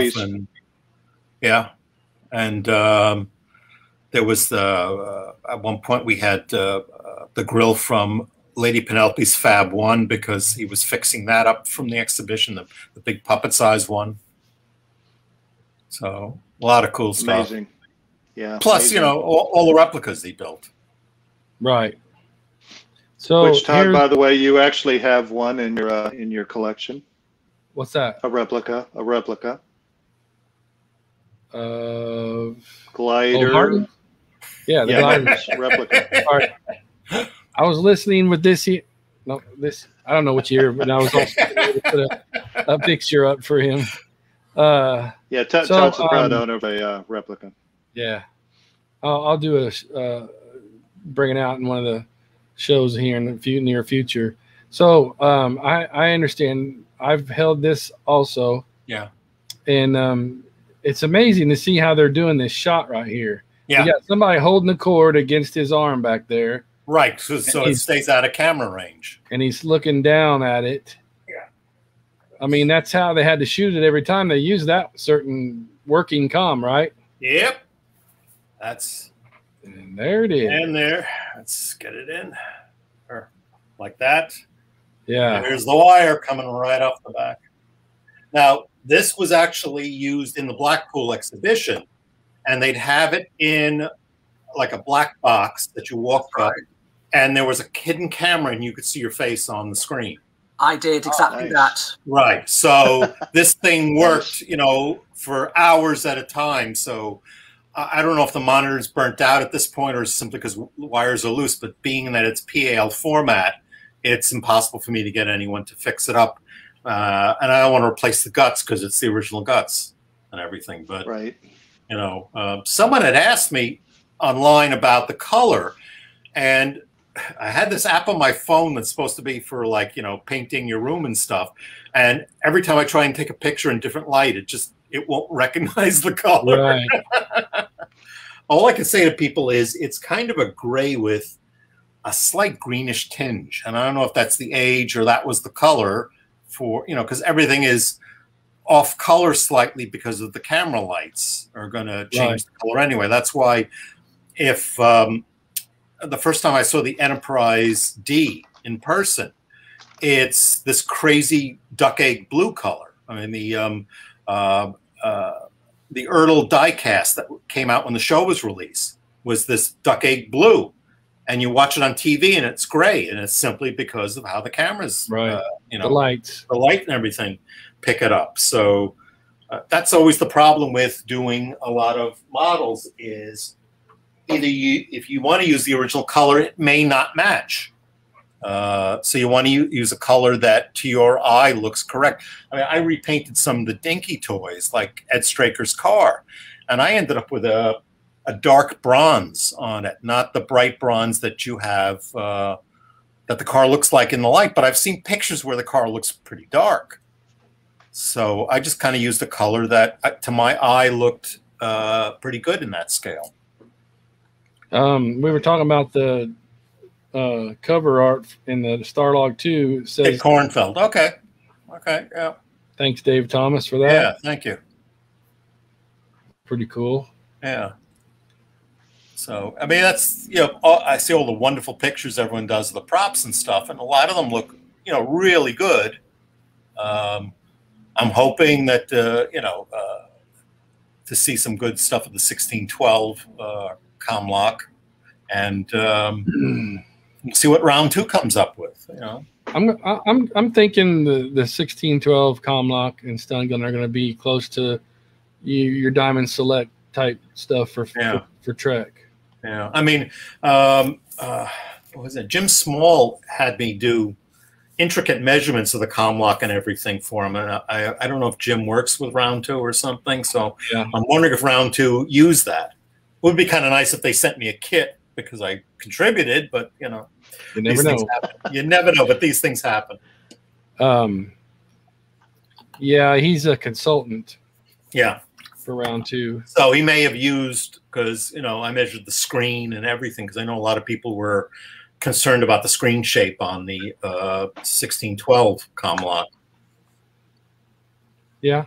Yeah. I think this is it right here. This is yours sitting on a table. Hold on, let me get this on here. Yep, that's it. Hold on. Yeah, that's it. Yeah, the back doesn't fit on as well because the all the camera equipment is now wrapped in heavy electrical tape, so I think it's too big. It pushes it back out. Yeah, well, I think because the way it was displayed at the exhibition, you couldn't see the back very well anyway. So, but I'm not going to force anything. So you can somewhat see the color there. Yeah, it's actually, I think, a little darker in real life. But of course, whatever Comlock you're using as your master, because a lot of the Comlocks were simply wooden blocks that had decals on them. There were a couple of Hero models that had 3D buttons and stuff, and only this one. I mean, I guess if you want to go with what you think is the most accurate, I would say this one, since it really is what I would call the principal model, since it was designed to fit the TV monitor. And the glare screen actually does come out. It's clipped on around the monitor, so it can be reversed. So they probably did at one point think they were going to put the glare screen on reverse. That's why you see some of the Comlocks in the first few episodes with the backward screen. I don't think it was a simple accident. I think that was a concept they had originally as to how people were going to, you know, because nobody really knew how to hold it. I think it was Martin Landau who really established the best way to hold the prop. Yeah, that's and he would always push that disc to turn it on and off. Ah, okay. You know, just hold it like that, right? Yeah. Yeah. It blows up on the top there, you know? Well, yeah, that too. And then you don't hit the buttons and disconnect yourself. I think most people were like holding the actual working prop, kind of like this or right. Like this, yeah. You know? Yeah. They were just, because if they had just the solid blocks, it was just easy to pick them up and handle it. Yeah, same thing with the stun guns. I mean, we saw James Winch's original one, which is the vacuum formed background versions. Yeah, like that. Yep. And then they had a couple that were wood, but I think because it was a harder shape to carve, they probably did more of the vacuum form ones, the stun guns. Mm-hmm. Mm-hmm. Yep. That was so noticeable, you know, in the episode The Immunity Syndrome, when everything's disintegrating and Koenig holds up the comlock as they're in trouble in the Eagle and it explodes in his hand. And just when you first saw that, you think, hang on a minute, why is he holding it in a different way? Yeah, exactly. Before? And then suddenly, all the sparks coming out of the top of it. Yeah. Yeah, because that was so noticeable in that episode that they were holding it entirely wrong. Yeah. But they obviously had to because of the effect. Right. Yeah. But I mean, it was just one of the cooler props from the show, you know. Yeah. Yes, definitely. I mean, and I don't know if we had the staple guns available that the stun guns look like, but I remember having a staple gun once long after that, and I kept picking up going, you know? Yeah, our teachers in school did. So. Yes. They had plenty of stunt ones around because the wonky button, like one of the guys that's watching this said, "Where's the wonky button version?" Sure. Oh. Yeah. And they never caught that in their editing, I guess. I who knows? You know, nobody probably even noticed it, or they just started saying, "Well, it's Martin's comlock. Let him have it." You know? Yeah. Give me my comlock. You can't touch it. Yeah. That comlock, when it was in the Space City exhibition in Blackpool in 1977, when I went there, when I met Jerry myself, that was I think the second time I'd ever seen myself on a television screen, because I remember looking. It was in a glass case. Yes, yeah. You could look at it and see yourself looking back at you, and that in those days, for me as a 14-year-old, that was just awesome. Oh, it was. Seeing myself on a television monitor. That would be awesome. Yeah, it was. I mean, nowadays you can walk into any store, and because if they've got the CCTV camera, and sometimes occasionally you might see a monitor somewhere, and you can look at yourself. I mean, today it doesn't mean anything, but back in those days it was like awesome. Right, and it was the prop from the show, and you're seeing yourself as if you would see it on the show. Yes. Except that you weren't blue. That was the thing that always was like, I loved how the monitors all looked blue. But they weren't, because they were black and white. But it was just again the camera blue. Yeah. So it's like, you have to make the image blue. I'm sorry. Right. So was it Gordon? It was Alpha 2017 when you took the pictures of his 11-inch Eagle on my launch pad, wasn't it? I did both. Yeah, okay. So the lab it was pod, 2019. Yeah, the lab pod was 2017, and the yeah. passenger was 19. Right. Because I asked you if you would put passenger pod on this time, because I wanted to get it that way. There we go. Yeah. So that was the coolest thing you thought of. Well, one of them so far. What? I mean, because you got some the cool only ideas. Coolest thing No, I think you've done a few cool things since then, but to have that on the launch pad like that was perfect. No, I was very appreciative. Yeah. The one thing I want to mention, the passenger pod was actually repainted, and it does look a little bit lighter. Yeah, slightly corrected by Martin Bauer, because when I got the model from him, on one side, they actually had a big hole drilled into the door. And that was for Mission of the Darians, when the Eagle gets drawn to the airlock. It's actually on a pole, and they're pulling it in. And it just, it looked terrible. And at that time, I was like, it's okay. You can repaint it. I don't mind. I think it was also missing one. I think it was also missing one of the vertical thrusters, so we had to retool that one. And then he made me a rescue pod, which is plastic, so you feel the weight difference. But then I have the 2 freighter modules. One was supposed to have the winch, but the winch went missing, so Phil Ray built a replica. And oddly, Phil's replicas were always slightly darker. Yeah, and I think that's where Product Enterprise got their color scheme from when they did them, because their winch unit is darker too. Yes, it is. Yeah, right. First iteration is, yeah. So there you see the flatbed, and then there's another one with the winch unit. And that one I put the winch unit on because it had the hole drilled into it for the nuclear waste canister. When you see the 3 eagles flying in formation in Breakaway. Gotcha. Yeah, those were all 2019 photos. Yeah, I realize that now. They're 2 different shots, and I need to. Yeah. Now, I love your launch pad to be able to do the whole diorama. I mean, it's nice to have a launch pad. It's nice to have a launch pad, but it's like I want to pre-order the 1612 5.5-inch Eagle set, but I don't want the launch pad. I don't want to pay for it. I don't want it. I just want the ships. You can hang it on the wall if you have wall space. My what? Yeah. That was 2017. Yeah, that was 17. Oh yeah. In front of the table, you could. Yeah, there you can make out the moon buggy, the other Eagle modules on the black thing. Phil also did the booster unit and the collision course mine. That's there, and you can see the painting behind Gordon. Yeah, the painting is awesome. And the promotional brochures. Yeah, and that's with Gordon's stuff. Was that Gordon's? Is that your table or was that Todd's? It was yours, yeah. That's kind of a combo, but the Hawk and the Eagle was mine. Yeah, 44 would be nice, but you can't fly it without breaking it back. It's okay. It's okay. He's like, okay, y'all. I'm good with that. That's why I keep thinking of like these like 10-inch models. Yeah, they're easier to hold. The product and the 1612 ones are just a little too big, but a little smaller. But then I realized the Dinky is like 9.5 inches, so it's not much bigger than the Dinky, the one that Hero is doing.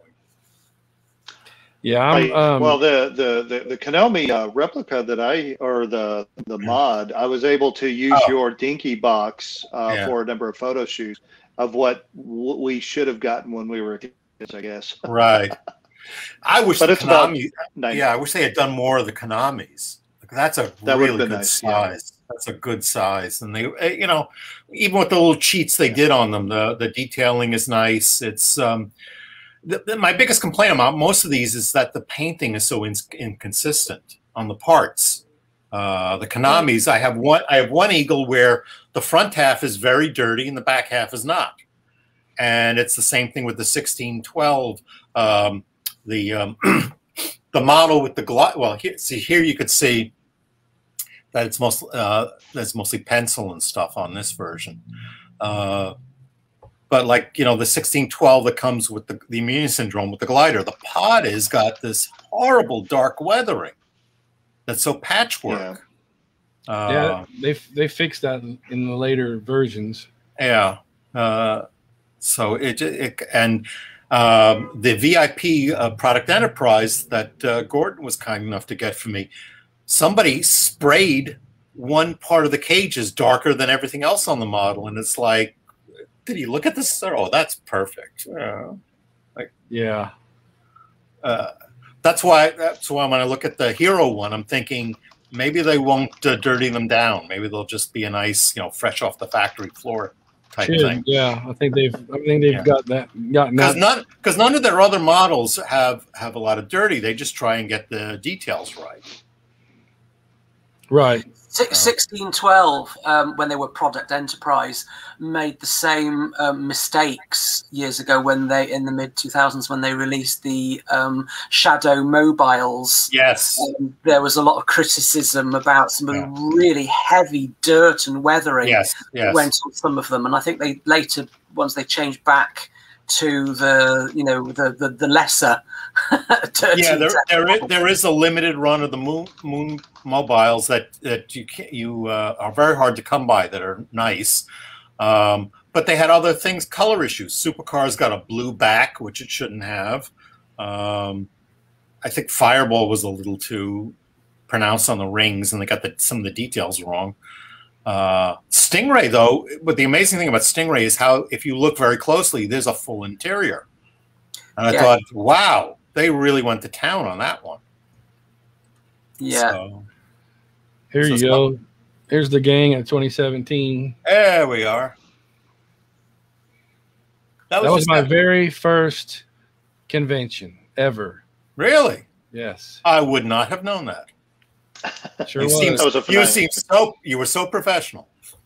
Yeah, right. I was way out of my league. You did not drool over anybody. You know. Well, I did control the drooling. Yes. Yes. But that was the first time I met you. The first time I met all those people there, except for Gordon. Yeah.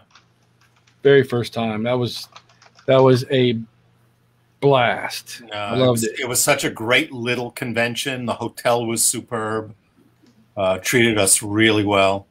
Yeah, it was very intimate as far as it was like family. It was like a big, like they say, a big family get together. Yeah, and everyone was so understanding when we had the problem with getting Brian on video. We ended up having to just talk to him vocally. Oh yeah, I remember that. Yeah. Yeah. I had a great time. It went by so fast doing that stuff. Yeah. Well, so did the 2019 one. Yeah. I know. That one went even faster. Yeah. And we were running around like crazy. I was running like crazy people because I was doing so many things at once. Oh yeah, I think we had slight, delays and stuff like that, but we didn't do too bad a job with that one. No. I mean, it's not like we're professionals or anything like that. Right. I don't gig and time. Yeah, but I mean, nobody complained about things that didn't go down. I mean, I had to bail on doing the convention speech because I was stuck doing the rehearsal for the table read. So, Rosie was able to pitch in, and everyone was happy with that. And then, when we're doing our closing thing, nobody had a bad word to say. I think both conventions went off really well. Yeah, I enjoyed them, and I know a lot of the people that have replied about it have really enjoyed it. The people that made it to the convention, like I said, I met so many different people. Oh God, yeah. Oh yeah. And that's where awesome. I became good buddies with Nick Tate. Yeah. I mean, who'd ever thunk that? Thunk. Who the hell says thunk? Who ever thought that? Todd does. It's a good solid Todd word. Good. I thunk it. Boy, did I thunk it. Yeah. We had Mike and Debbie Reeder there. Yeah. I mean, it was fun meeting all those people. I mean, and who would think that Yasko would turn out to be such a sweetheart? I mean, I thought, oh, they're inviting her. She was such a minor character in the show, and yet she is the nicest person. We were out in LA a couple of months later, and she insisted on taking my wife and I out for lunch. Saw the photos. Yeah. That was awesome. Yeah. I don't know what I did somewhere, somehow. I know I got a picture of me and her together, but I can't find it. It's not in any of my pictures. I'll have to look through mine. Because I asked somebody to take a picture of her and I, and I can't find it. We have to ask people. Send out the call. Somebody's got a picture. Yeah. So Roy has mentioned. Yeah, I was going to say Roy mentioned Yasko is a true sweetheart. Oh God, yes, yeah. She's so quiet. Guys, I gotta wrap up here. So you guys have a wonderful rest of your shot. I do. What? It's the boss. It's the boss. Oh, I got a boss. That boss. Yeah, I got a boss. Gotcha. But anyway, we Dave, all have a boss. Yeah. Dave, I wanted to say at least really do appreciate everything that you've contributed. I do appreciate at least having some great time to chit chat once again today. You have I don't know, sparked and kept a lot of things going in the past where other people they moved on and everything. Not that I'm trying to dwell in 1999 or whatever, but you've been one of the primary sources to keep this show alive, especially in our hearts and minds. So really do appreciate it. You guys are doing a great job now. So I appreciate that too. But throughout the 80s and whatnot, it was very instrumental. So really do appreciate it, and I'll chat with you guys later. It's wonderful to see you guys. So have a wonderful rest of your weekend. Okay. Take care. See you, buddy. Yeah. Thanks. Great. Yeah, I'm not actually not paying attention, but I'm looking down at my iPad trying to find if I have a photo here. Well, I have a photo of you and Nick. Let's see. Nick is so cool. I mean, here, I don't know if you can see it. That photo of you with everybody. You got that one. But I asked somebody to take a picture of just me and her, and she's the only one I can't find. Do you remember this? Captain Phil made this. That he actually left that behind accidentally from the 2017 convention, and I took it home and had to ship it to him. Not ship it to him. No. Not ship it to him. He came and picked it up at my job. You guys live in the same vicinity. Well, we did. Now he's all the way upstate and cut. Oh, that's right. He did move. Yeah. Well, because he retired. Oh, I know. Lucky bastard. Hey, I guarantee nobody else has had one of these at their convention. Yeah, that was like a Coke can eagle. It was the weirdest thing. Let's see. I got you and Barbara, you and Anton. I'm just like going through picture after picture after picture. Yeah, you don't have to do it right now, but if you do come across one, sure. I'd love to see him. Absolutely. But that's the only one I don't have from 2019. Yeah. She was so quiet. I had to ask her, and then she would just tell me, and we talk, and she just had this real light voice. I was like, she's so dainty. Yeah. But she was cool as hell. Oh, knowledgeable and everything. I mean, she, what she does a regular job, one of the things is she's the person who puts together the gift bags for the Golden Globes. Oh, wow. So she gets in touch with all these high-end fashion places to give them stuff to give out, So. I didn't know that. Yeah. And before this whole pandemic thing, she was going back and forth from Japan and everything. So lots of things. She's a busy lady. But they're all wonderful people. I mean, like you said, Nick, he was a terrific, because I was helping him he was trying to get his audition thing up for The Boys, and he was like in panic. He couldn't find the script and everything on his phone. Oh, that's right. Yeah, unfortunately, he lost out the part, but he lost out to John Noble. So it's like at least he lost out to somebody who I could see playing the role, but still. It's fun to watch him do it. We were watching when he did The Blacklist, and we're like, wait a minute. He's only on for the first half of the show? Come on. Come on, people. Yeah.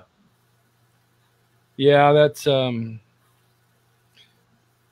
I've purchased a lot of his DVDs that he's been in the movies, like The Devil's Playground and all that stuff. So I've been going back through and watched them because I didn't realize he was in those. Yeah. He's in an episode of The Champions. I think it's called Dark Island or something. Right. He plays this military guy who lands on an island, and his partner is Anthony Ainley, who went on to play the Master in Doctor Who. So he's in a lot of little bits like that. When he came to England. So it's fun watching. watched The Protectors with Yasko in the first season as Harry Rule's housekeeper. I like this picture too. Yeah, that was from 2017. Yeah, with his beard. Nick was so cool. Yeah. Oh no, he's a great guy. He was fun at when we did the early conventions. He was the one at when we were doing the first convention. He took me aside. He goes, "Martin is so much fun. If Barbara was here, he would not be that much fun because he tends to be restrained around her. His base thing is when he's not around Barbara, he's a big kid, which he was. Yeah, he was like the coolest guy. He was just into everything. Yeah.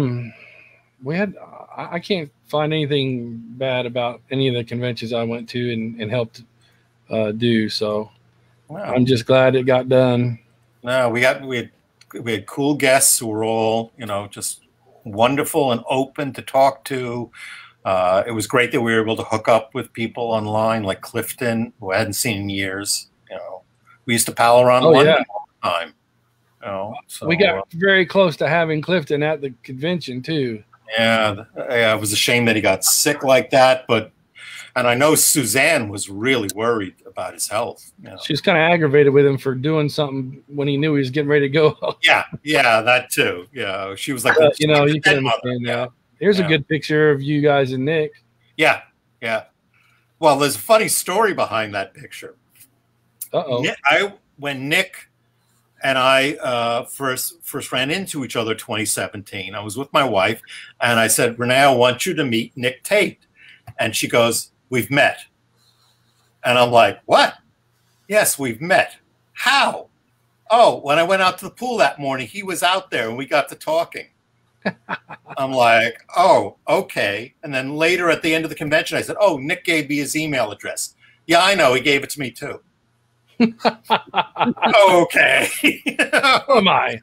I mean, it was my wife's first convention. She had never seen this side of me before. So this was all eye-opening to her. And it was like, "Hey, I'm going to introduce you to famous people." "Yes, we've met." I met him before you did. That's funny. Oh, yeah. Yeah, we that's the first time I met you was at that convention. Yeah. And like I said, it was a blast. Yeah. I met a lot of people there. Yeah. I mean, we just had so much fun setting up the display room and everything. And Chris Paulson, I'd always seen pictures of him and seen him online, but I'd never seen that goofball anywhere. Yeah. He is a nut. Yeah. We have characters. Dave Bolter, you know who I'm talking about. Yeah. He's a good guy. Just everyone really just really just so much fun. All these people here, I've obviously stayed pretty good friends with a few of them, but this was awesome to see everybody dressed up in their uniforms. Yeah. Well, Chris is actually, I think, he's an original. I think that was one of the ones that he got it at an auction or something. Right. Yeah, he's I know somebody has one of the yellow sleeve ones that was sold at the first convention. I can't remember who. Because we had a couple. We had a yellow, a white, and a purple sleeve one. All first season versions that we sold. Cool. And I had for the longest time, I had Martin Landau's first season one, which was a heavy piece. But here's Chris with your comm lock. Yeah. Come in, Alpha. Come in, Alpha. Forgetting he's got one on his belt that probably works. Yeah. Yes. Double he's holding it in that position as if it's about to explode. Yes. Oh, he's like, I better back off from here. Yes. This could be dangerous. Yeah. You could actually see the ceramic eagle nose cone in that shot. That's another part I got from Phil Ray, which may or may not have been used on the show. We think it was for a stunt scene. It's only the front section. The back is completely open, so we don't know if it was for an explosion or something. But it's all molded ceramic, the same material the moon buggy's made from. Very heavy, but hollow on the inside. It's painted all the right colors. Okay, so you mentioned, are you working on a book with somebody? Well, I'm working on a book with Robert Wood, who did Destination Moonbase. That guy. He's pretty cool feller. He is. He is. He's been a terrific writing partner. He's very good at keeping stuff, flowing from me. Because I'm always like, what have I forgotten? What am I supposed to do next? So he's really good about that. And I think our book, if the publishers agree, is probably going to end up being a 2-volume set, because we've got just so much material between all the early scripts and writer's guide that I have, and then Robert's got a lot of material from the Martin Landau estate that's never been seen before. Wow. So we're going to have a lot of, and basically we're doing it from the writer's standpoint. So it's a fresher approach to how the series was developed. I didn't want to rehash the Tim Heald book, which really was more about the second series than anything else. But right. I was fascinated by the scripts because I actually have about 5 versions of Breakaway under the titles of The Void Ahead, Turning Point. Then there's Jerry and Sylvia Anderson's half-hour Zero-G script, which is the show originally was going to be a half-hour show before it went on to be an hour. So we've got a lot on the development of the show. That's going to be interesting. Yeah. I'll be looking forward to it. Oh, here's a good shot of your stuff right here. Oh yeah, yeah. So you can see the fill rate pieces is the booster, the waste canister, yeah, and then Martin Bauer. And then of course the collision course mine. And so is that an original? No, that's the replica. Reproduced? They didn't do anything in that scale, but Phil had the original, so he was able to copy the colors and the details. Then the rescue pod is a replica, but everything else is original. There's some of the labels from the set you can see beyond the computer and the MBA thing off the moon buggy. I forget. I think you guys put the little mini stun gun and comm lock down. Yeah, that was mine. Yeah. The Bill Oram, Uncle Bill. Yeah. He made those. Yeah. And I bought the masters off of him last for your ornaments? Yeah, that's what I'm using for the ornaments. Yeah, yeah. So yeah, this was a huge surprise for me because I didn't know that you owned these items. And so when you got there and somebody said, "Hey, this is the original 11-inch Eagle," I was like, "Thank God, I get to see something original." I wish I had some of the other originals still. That so much stuff had to be. I sold off because I wanted to buy the puppet or other reasons. I mean, the space dock was way too big to hold around, even though it came apart very easily. Yeah, where did that end up being? Do you know? That actually did end up again with Greg Jean, but it through a guy that bought it off me originally. He worked with us on the Enterprise restoration, and he claimed to have an original Star Trek tricorder to sell me. And we traded a lot of stuff, the Martin Landau uniform, that sort of thing, for this thing. And then about a year later, he offered me a lot of money to buy it back. And I needed the money, so I sold it to him. And then I found out later on it was a fake. So it all worked out for me in the end. Yeah. Not for him, but not for him though. Yeah. Yeah, there's a good picture of you in front of your table. Yeah. That painting is fantastic. Yeah, it's a beautiful painting. That's pretty nice to have. Yeah. A lot of your stuff you have is really nice. I'm jelly. But yeah, so I don't know what else I can ask you. So if you have anything else you want to tell us about. No. I think we're good. I mean, we can certainly do this again some other time. Yeah, definitely. I wouldn't mind having you as a co-host sometime too, because you're because of all your knowledge. Yeah. I'm just trying to go through these pictures and make sure.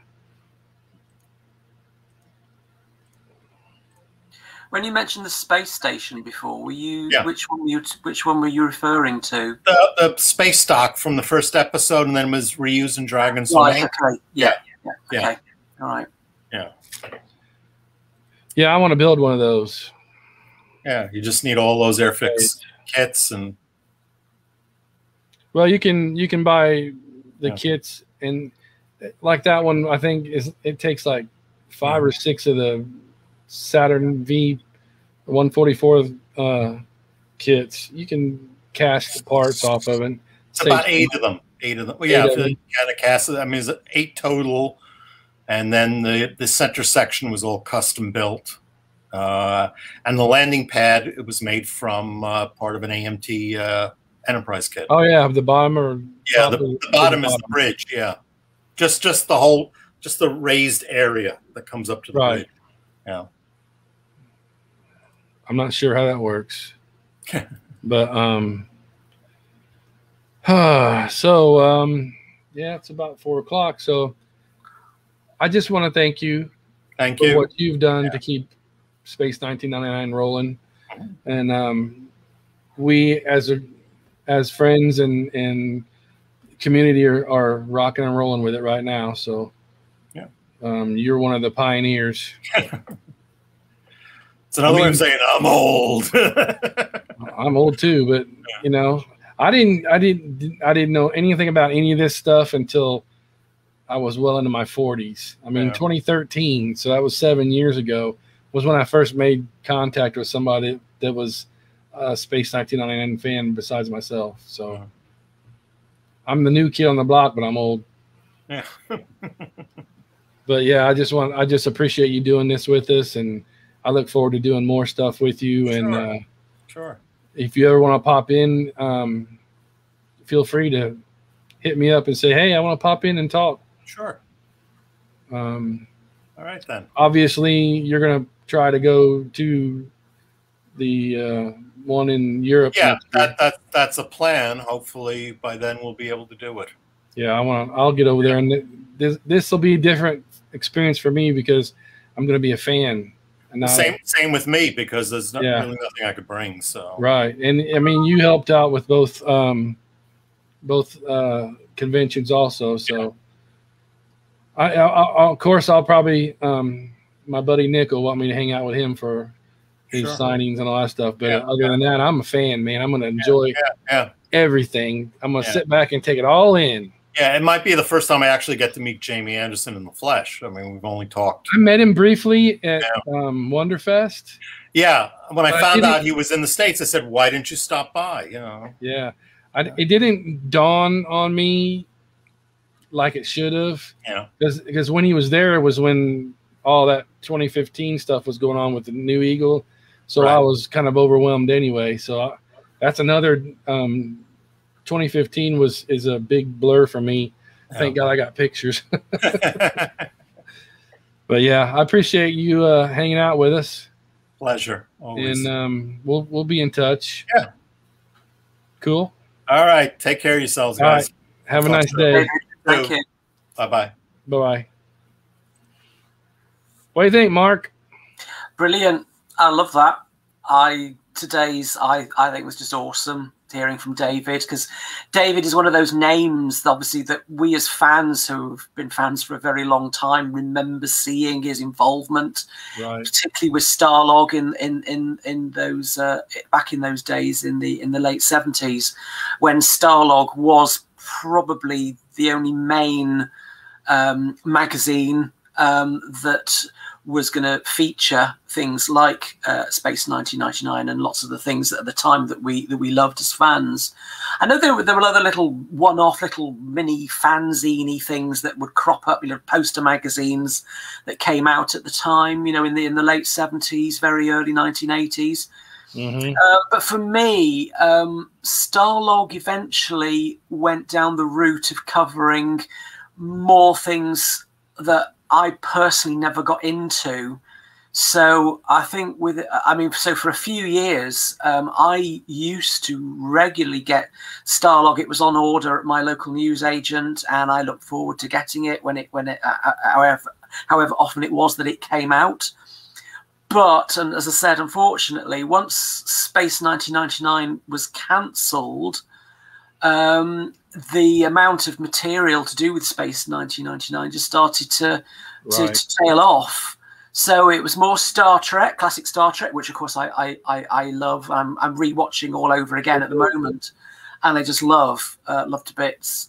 But certainly when it got into all the more really modern stuff, I think in the late 1990s, I think is when I and also Starburst, which was the British version of Starlog. Again, I was into that from when that first started, and my interest in the magazine waned because I don't tend to like a lot of the modern stuff. Right. I don't know what you're like with it, but the one in the UK at the moment, I watch it, but the magazine, the equivalent at the moment is Infinity.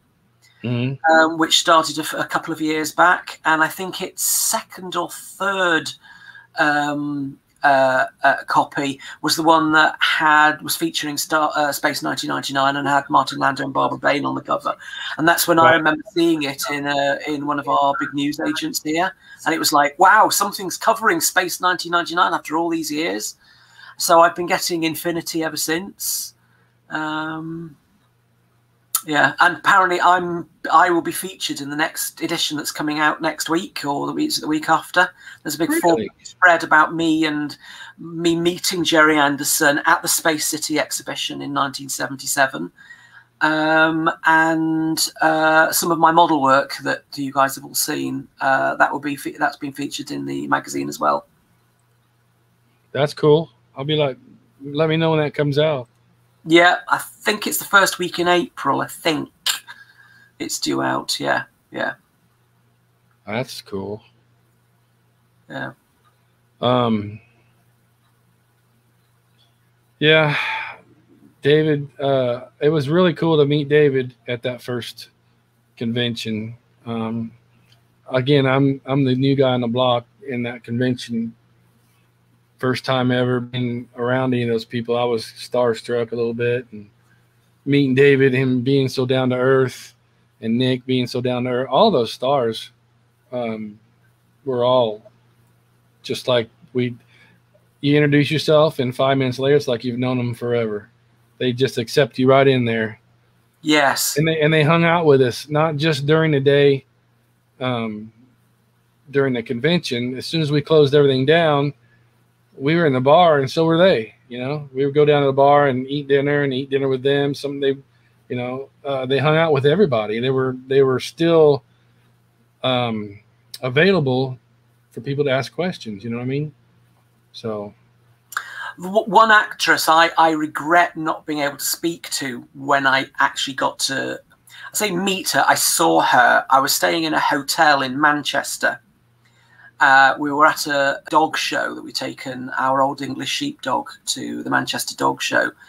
And I think it was the Midland Hotel in Manchester, Judy Geeson came in with some guy. Now, my mother said that's probably her agent, but my mother just said, doesn't she look so elegant? We were sitting in the lobby, and it was about the time that most of the actors who were working on stuff in the Manchester area, particularly the cast of the soap opera Coronation Street, were coming in from work. And I said, Judy Geeson came in, and I spotted her straight away.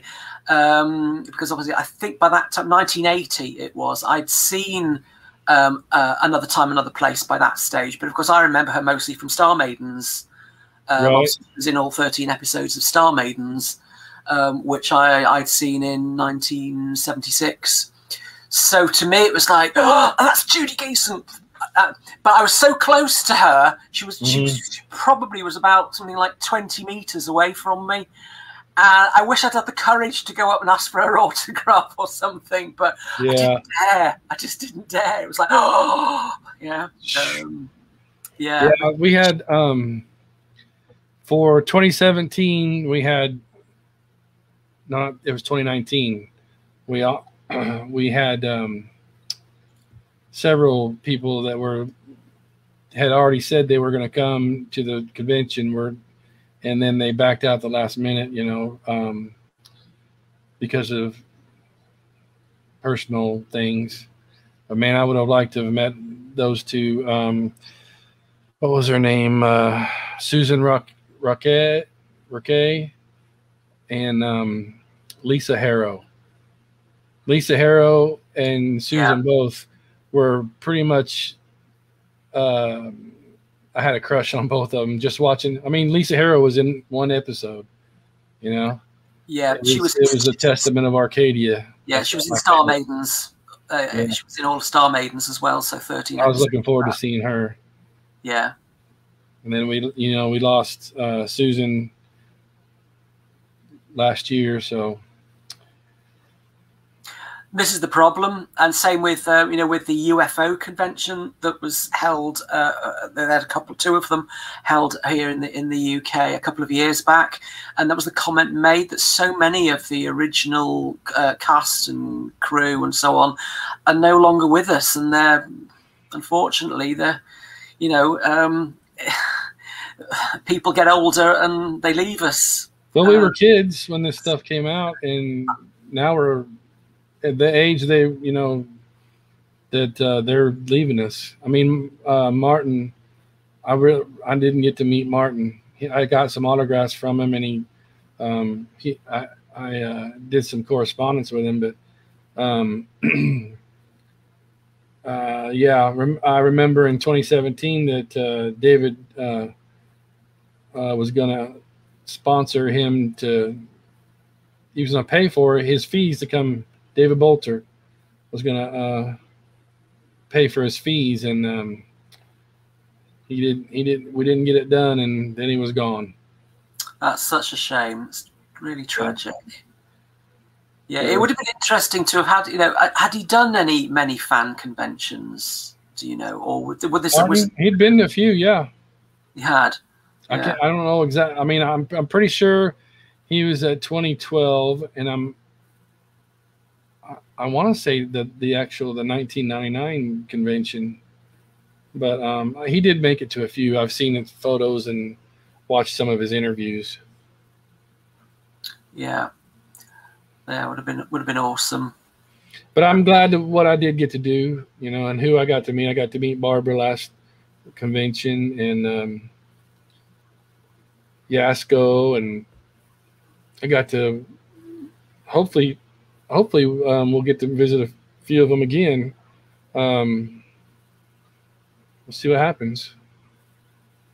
Do we know what are the plans for the convention next year? Is there anything being talked about it? Do you even know what time of year it's going to be? It's going to be September. It's always a difficult month for me. I'm usually always working with my aircraft, and that's why I really wanted to go to the 2 UFO conventions that were held in Derby, and I couldn't because I was working those weekends with my aircraft, so I couldn't get to them. I was absolutely gutted, and I was determined. I told my mates, I said, if there's a third one, UFO convention, I'm sorry guys, but I am not going to be with the aircraft. I am definitely going to a third one, but they didn't organise a third one.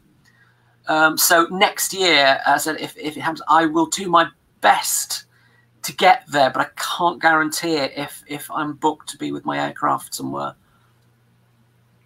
It's understandable. I'm definitely, God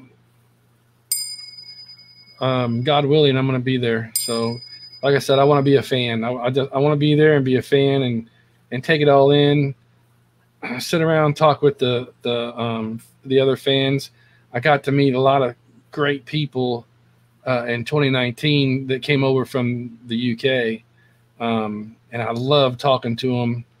And because I've been a 1999 fan as long as everybody else. The problem is I didn't know about all these conventions. I didn't know nothing about them. Neither did I, and that's the thing. I mean, I was a member of the Space in the UK. There was a Space 1999 fan club from around 1979, 1980. I remember, you know, I was with that, and then on and off I was with Fanderson. But I don't remember noticing much about the conventions, and if they were, I probably couldn't have afforded to have gone anyway at that time. Yeah. So it's only really in recent years I've had the money to be able to do all this sort of stuff, and would be able to travel. So yeah, I mean, it's a shame, but I've missed out on so much. I feel like I've missed out on so much. Me too. Yeah, but yeah. I can't complain because in the last 8 years, I've gotten to do a lot. I've gotten to meet a lot of people just through the conventions and just through, you know, round 2 and their Eagle kits that came out. And then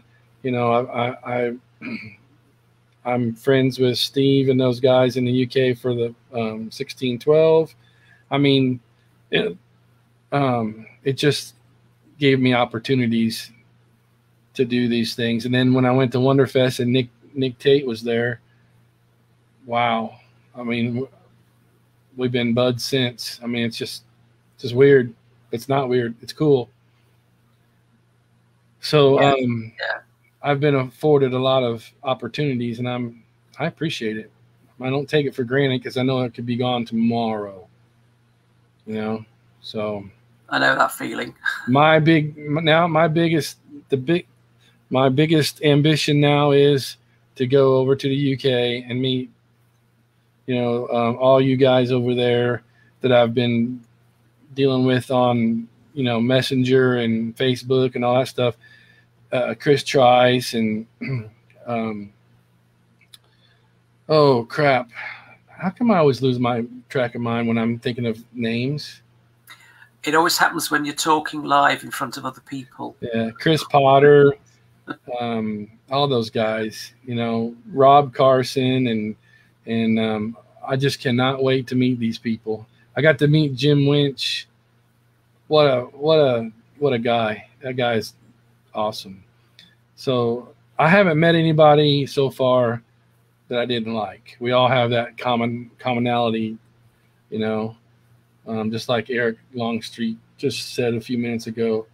We all share the same roots as far as Space 1999. We all like it for different reasons and some more the same reasons. So yeah, I can't wait to get over there, and I'm going to be busy. There won't be much sleeping for me when I'm over there. I was in Europe when I was 18, and I loved it. So it's such a pretty place.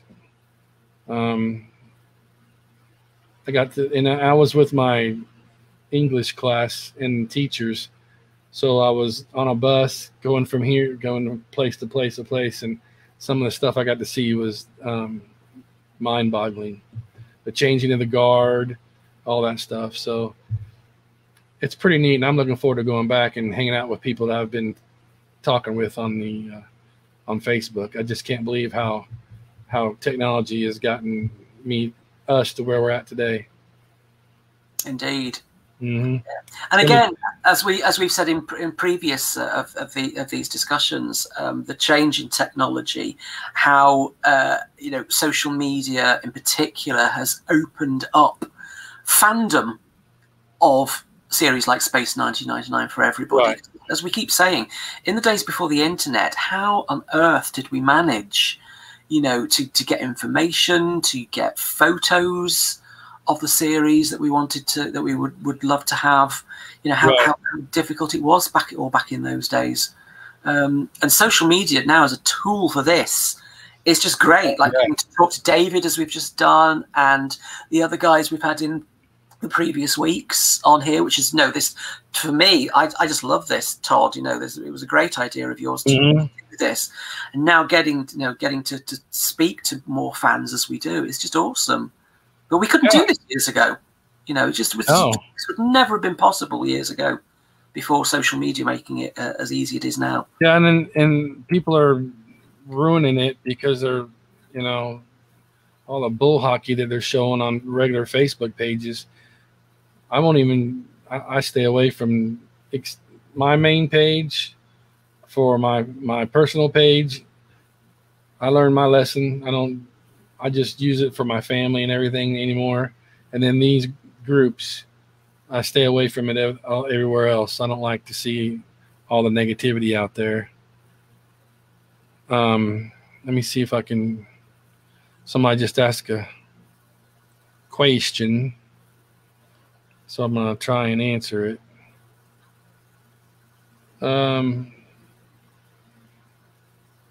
I should know this, but hey, Nick McCarty, I'll put the information for next year's convention in the comment section after the show's over, because my brain's just wacky right now. But yeah, I'm looking forward to it. I've already started saving up. I'm probably going to end up downsizing my home too between now and then, so I don't need all this room. I've got a 4-bedroom, 3-story house that, you know, I bought with my wife in 2013, and, you know, grass is greener on the other side, so she's somewhere else now. No point in keeping all this payments and all this big house anymore, so I'm going to downsize into something smaller. But you will still have room for your collection, I take it. Well, yeah. That's like my kid now. It goes where I go, and you know, so as long as I can keep this kind of stuff up, I'm going to keep doing it. I mean, we're getting watchers, and subscribing to the YouTube channel will help. So I'll keep doing it. I tried to do several times Todd's Corner in like a written or a typed out newsletter. It didn't work. I just couldn't. It takes too much time to do that. So I'm live. You can ask questions. It's pretty cool how we can do this now. And you're all the way in the UK. I know, you know, people in Australia, UK, all that stuff, you know, China, Japan. It's pretty cool. Destination Moonbase Alpha. That's right. Hey, Nick McCarty. Destination Moonbase Alpha. It's pretty cool. Destination Moonbase Alpha. That's right. Where'd that come from? Did you hear it double? I said it. Sorry, that was me. That was me. Sorry, I just pulled it up on YouTube. I don't know. Can you see what the comments are on YouTube? Yeah, I was watching them. Let me see if I can get to it. That's what Gordon mostly does, is kind of try and watch the comments. I don't know if I'm getting, yeah, because Jeff Rubel just said, Todd, we'd all rather see you live live. I'd rather see me live too, but I think you said live. So apparently in my feed over here, it shows me Facebook and YouTube, so that's pretty cool. Problem is, if you don't register with Facebook on the StreamYard app, it won't show me your name. So I got somebody saying, if Todd won't have the room, I will, for my collection. It just says Facebook user. So I can see Nick McCarty and Jeff Rubel, Warren, Eric. There's a lot of Facebook users in here, so that Facebook user is awful blabby today. On YouTube, Tenement01 says that for them it was the 1999 novels, and they recorded a couple of episodes onto audio cassette tape as their way of keeping the show alive. I think we've discussed that in previous weeks. I think so many of us did that. We recorded the show onto audio cassette tape before videotape. So yeah, and I think, as I said previously, I always thought at the time I was the only person that ever thought of doing it. And now years later, we discover everybody was doing it. Okay. There we go. I see them all now. Yeah. That Testament, that I believe that's Peter O'Rourke. Yeah. So yeah. Yeah. Somebody says the that Starlog cover it credits Dick Cofield. Right. With that cover art. So if that's the case, it was not Arnaldo Puzo, as I suggested it was. So it's a Dick Cofield, K-O-H, and then the word field altogether. So that's interesting. I've seen find more of his artwork. Yeah. Peter also said that he wonders what it would be like to try and bring the nuclear canisters from the freighter Eagle through customs. If they got those labels on, they'd probably freak out. But do you know what? Oh, this must have been probably in the early 1980s. I remember it was in the British press at the time, but somebody found in a wardrobe the small canisters with nuclear waste on them, and they actually believed that they were something that had proper to do with nuclear waste. And they had to call in the authorities to deal with it as an issue, and then realise that they were off a toy Eagle from Space 1999. So for us fans, we were just thinking, "Are you serious?" Yeah, people. Yeah, I remember that in the press.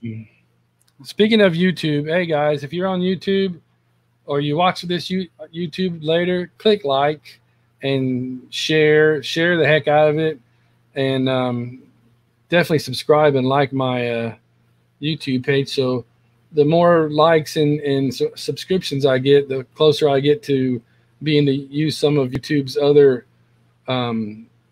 products that I can use to help boost Todd's Corner. So please click your like, and just like they always tell you, that's what I need to come up with a saying, just like all the other places do. Click on the like and subscribe and hit your notifications so you get all the alerts that I'm live. How's that?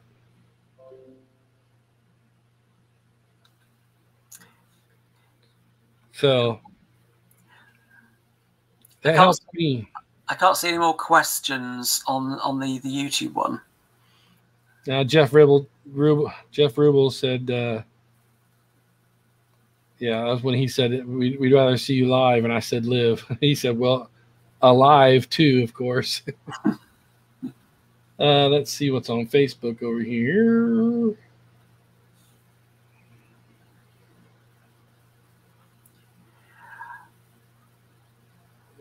Jan, yes, you are showing up. Thank you. Yep. Yeah, if you do, I'll include another instructions on how to. All you have to do is allow Facebook to show your name. That's all it is. It's just that easy. But you have to do that, enable for me to see on my feed over here the questions and who you are. I can see the questions. Like somebody said, the slogan. Who is that? Who is that slogan? Type your name in there. So, yeah. One of the things David picked up on and that he mentioned about the year 1, year 2 Eagle set, the fact that it was in year 2, the interconnecting section they left out. I know that really was down to the amount of studio space that they had, because I didn't know until a couple of years ago when I read it that in year 1, the main mission set, that vast set with the commander's office, wasn't permanently standing through the whole of 1974 and into early 1975 when they were filming the series. It was constantly being taken down and taken to bits, and obviously they reused parts of it to make other sets, such as in the one with Force of Life, the nuclear generating area, and Force of Life, Force of Life, and other sequences, other episodes where parts of the set were reconfigured differently. So it was constantly being taken down and re-erected. And one of the things that Fred Freiberger said when he took over producing the second series and trying to make sure that it came in on budget was that taking that set apart and continually rebuilding it and resetting the lighting, it took time. And there were occasions when the cast and crew had to stand around, not able to film anything, whilst they got all the lighting set up and everything. And so that's why when Year 2 went into production, they had to cut costs. And so the standing set that was built with Command Center obviously being much smaller was because they could only fit a certain amount of sets into that studio. So that's why Command Center came into being, was because they didn't have the space for the main mission set to stand as a permanent set. They needed the corridor set, they needed the Eagle set, they needed obviously it was a smaller medical section set that was standing permanently, so they could just go in and film in it whenever they needed to. And there was the minimum amount of time to set up the lighting for it. And as far as the Eagle was concerned, it came down to the fact that there just wasn't enough space to get the interconnecting corridor in. Now, again, it came down to Fred Freiberger's, well, people won't notice. People won't notice. Of course, we as fans do, and obviously we still moan about and complain about it today. But at the time, and I see this on the Facebook groups all the time, people say, well, the budget was cut. The budget was cut. Well, the biggest problem, as I always point out, was that at the beginning of 1976, the inflation rate in the UK was 27%. Now, today, our politicians go bananas if inflation goes above 2.5%. So just think what it was like back then in the mid-70s with inflation at 27%. And wage costs, material costs were just going through the roof. And so that's why they had to clamp down on everything. And certainly studio space was expensive. So they had one stage that had the permanent set in it. So the set with command center, a corridor, the small technical section, the crew's quarters and medical section, and the Eagle were there permanently. So once it was built, it stayed there through the entire year to make all the episodes, whereas the stage next door was the one that had the various alien planets, interiors of alien, other things, whatever. Right. And that's how they did it. And that also was how they were able to do the double-up episodes, was that they could be filming one episode on the stage, on the set with all the moon base interiors, whilst filming another episode next door. Yeah. There he is. I go away for a moment. You guys are still talking. Yeah, I was yapping. Sorry. I gotta get going here shortly anyway, but yeah. Oh, you were talking about the year 2 sets, yeah. Yes. Yeah, question comes up frequently on Facebook. Yeah, matter of fact, I'll be right back. Up so fast. I mean, you got to remember the second. You guys keep talking. I'll be right. Yeah, the first season was shot over, from 73 to 75. I mean, they were turning episodes around every 2 weeks, which is normal for British shooting, but they had to get the show on the air in 6 months or so. So it just, everything had to be set up so you could go bang, bang, bang, bang like a. What you mean with year 2? Yeah. Yes, because certainly yes, because year 2 started being shown certainly on UK television screens in September 1976. Obviously, whilst it was still in production. Yeah. Which was totally different from year 1, which you say was filmed from November 73 till March 1975. And it didn't start being screened, and certainly in the UK, until September 1975. Right. So there was a bit of a time. I think, was it shown in Australia first, a few weeks earlier? I know there were some August premieres. Yeah. But you know, that was with any of Jerry's shows, were all shot in the dark like that. They finished the show and wrapped, and we're moving on to the next show long before the show's actually premiered. So that time was unusual in that it was the first show we had to shoot for a same day, same year broadcast. Yeah, ITV tended to be like that. Very often, its series were filmed, and completion on all the episodes would have completed. And in some cases, several series did have to wait a year or even 2 years till they were found a slot to be screened. Right. That was pretty common. Yeah, and some shows were broadcast here as summer replacements. It wasn't a network series. So I think like shows like The Prisoner, they ran half the show one summer, and then it was a year later before we had the rest of it. So it was a very unusual situation. So anything with year two had to be geared towards getting that episode in the can on a schedule. They couldn't go back months later and shoot additional footage the way they did year one. Yes. I mean, I found out that Nick's shots when he was in the Eagle as the moon was being blown out of orbit was actually shot months later. Yeah, that's right. They revisited the script several times. Yes. For Breakaway and a few other episodes. They did. Yeah, and the one I just commented on one of the Facebook groups before we came on air was somebody had asked the question about The Last Enemy again. Yes, and they said it ran short. That's right, and just remembering that the principal filming was in October, November of 1974, and when they realised in editing that it was running short. They needed some additional footage. They needed to look at the script again, and that's when they came up with the idea of Koenig doing the ruse of trying to trick Dione with the moon buggy with the explosives on it. That wasn't in the original version as shot. Yeah. And they had to wait, didn't they, until after they finished filming Testament of Arcadia.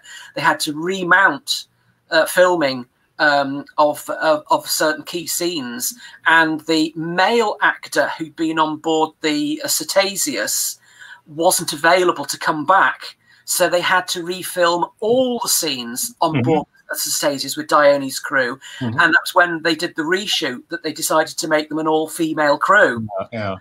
So it was those scenes on board the Cetasius that were the last ever actual film scenes of year one. For that, even though the episode had started in production order as episode 18.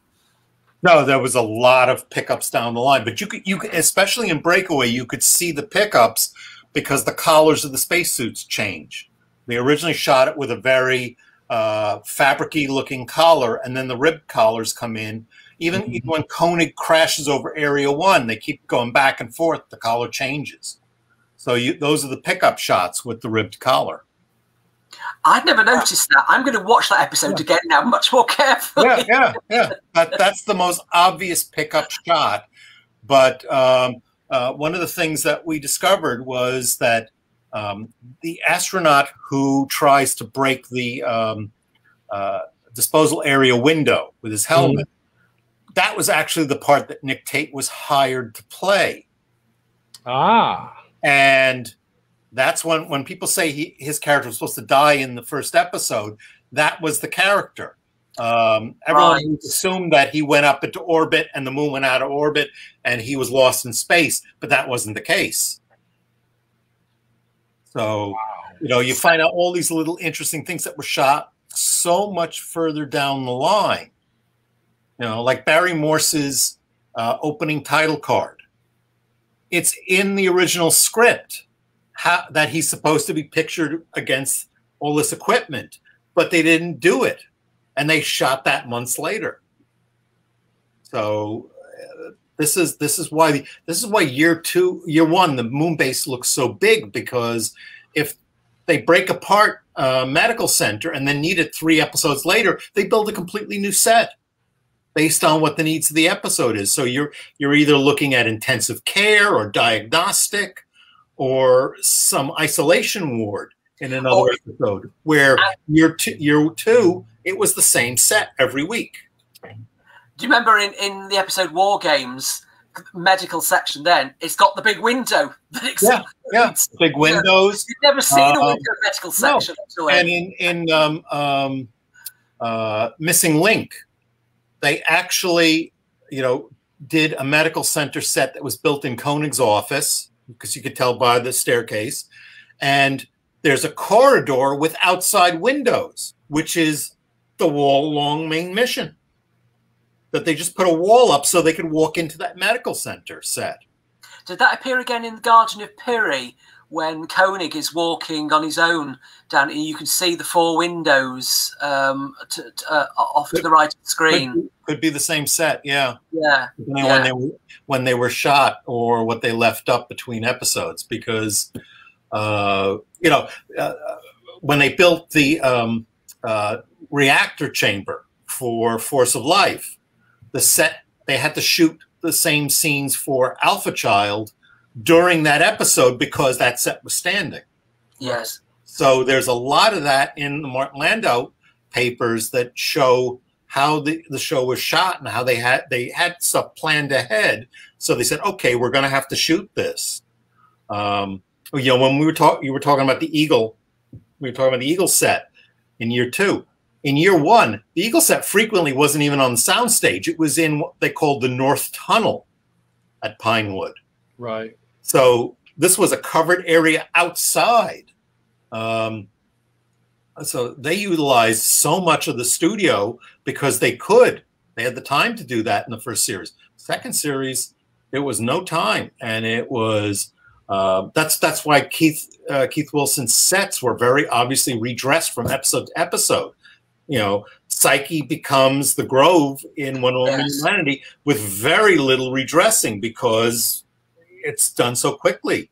But you don't recognize the ice cave in Deso the Dominion as the cave in the Caveman episode, because it's so well redesigned and repainted because of the time they have between the shooting. That's even Brian's special effects are so much better in the first season because they had the time to do that. The second season, every effect shot had to be something they could utilize down the road. So if they had to do an episode specific shot, that was a shot that was going to be used once, and that wasn't very cost effective. You see that in Exiles, where the Eagles all pull up along the cryogenic ships, and the robot arm is not visible until later on because all these shots of the Eagles pivoting around the moon had to be able to be reused in later episodes. So they just assume this thing gets deployed somehow. I have to say, in the Exiles, one of the shots when the credits are coming up, you see the 2 eagles turning together, and there's no remote arm on either one of them. No, but because it's a shot we could use again in another episode. Yeah, but they didn't. But to me, I love that particular shot. Oh, there's some great. Yes, that's one of the things that there was a talk with Steve Begg about Terrahawks. Steve used a lot of the same techniques on Terrahawks, but the one thing he managed to do that Brian never did was he got the camera to move to give some kind of like forced perspective. So when the Eagles turned, he would have panned across the moon as well in that shot. The amazing thing was he was doing it with a 16 millimeter film as opposed to 35, which has got to be a lot harder. But it just shows you how that type of visual effect not only holds up really well with today's high definition TV shows, but it just there's so much that you can do with it that just looks great, that you can't do with an optical effect shot. Sometimes it won't hold the detail. Yes, indeed. We see that with his fleet shots too in Immunity Syndrome with all the Eagles. Not Immunity Syndrome.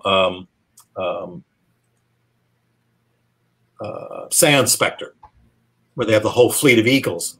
That's right. Yes. Moon. And you know, a lot of the shots are of the same eagle, just move slightly, but they use as many of the models as they can, so they don't have to keep running the film through the gate, because the more they run it through, the bigger chance something's going to happen, and they have to start from scratch.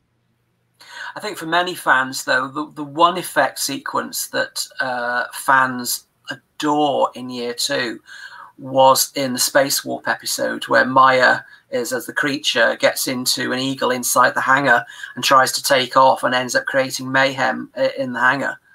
Oh, wow. Yeah, wow, that was going to, that burned up a lot of the eagle paint jobs. Oh, I bet. Yeah.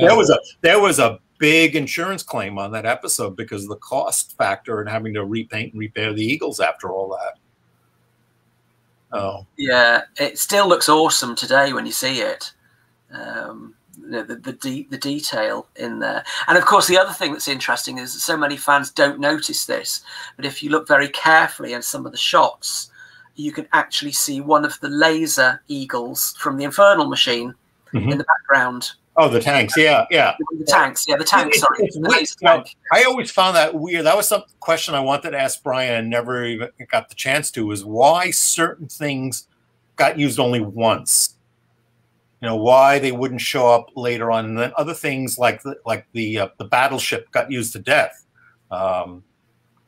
constantly. But we'd have these one episode things where, you know, you would think they would take the Voyager apart and use it like as an engine or something, because it looked like it could have been an engine if you took the solar panels off. The tanks never showed up again, and they could have been used in dozens of shots and backgrounds, you know, especially when we had the laser cannons coming out of their little underground hatches. They could have had tanks sitting somewhere next to a building, but exactly, it was an issue of scale between the tanks and the Alpha buildings, you know, because there was, you know, the large Alpha buildings were built in a particular scale.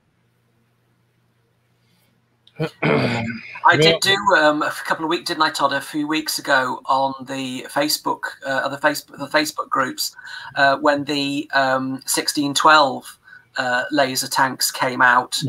I did do a quick photo shoot with my Alpha model, base model, with the tanks next to it. Yeah, so I actually did do that a few weeks ago. Yeah, that was fun. Yeah, I gotta run, guys. I gotta go pick up my groceries. Okay. Well, some of us have to eat, I suppose. So. You know. No, I wasn't even thinking. I don't miss too many meals. I was still talking, and I just went back on to send you the photos, and I see the videos still there. So I said, just pop in. No, I would talk for 10 hours on this stuff, but I have a certain time I have to be there. Yeah, well, we got other days to do it. Yeah, and some of the stuff I just talked about just now. Roy wants to do another one with me, which we had promised to do after we did the first one. You know, things take. And somebody maybe we'll get you and Roy both on here. Yeah. Oh, by the way, this is one of my new toys. Hey, there you go. I don't know if you can see the beam or not. You know, the funny bit was I saw one of the originals at Greg Jeans. I said, it looks so wimpy. Yeah. That's one of the classic designs. It really is. Food's for losers. I'm a loser. I guess we all are. Yeah. Here we'll see if we can answer this one.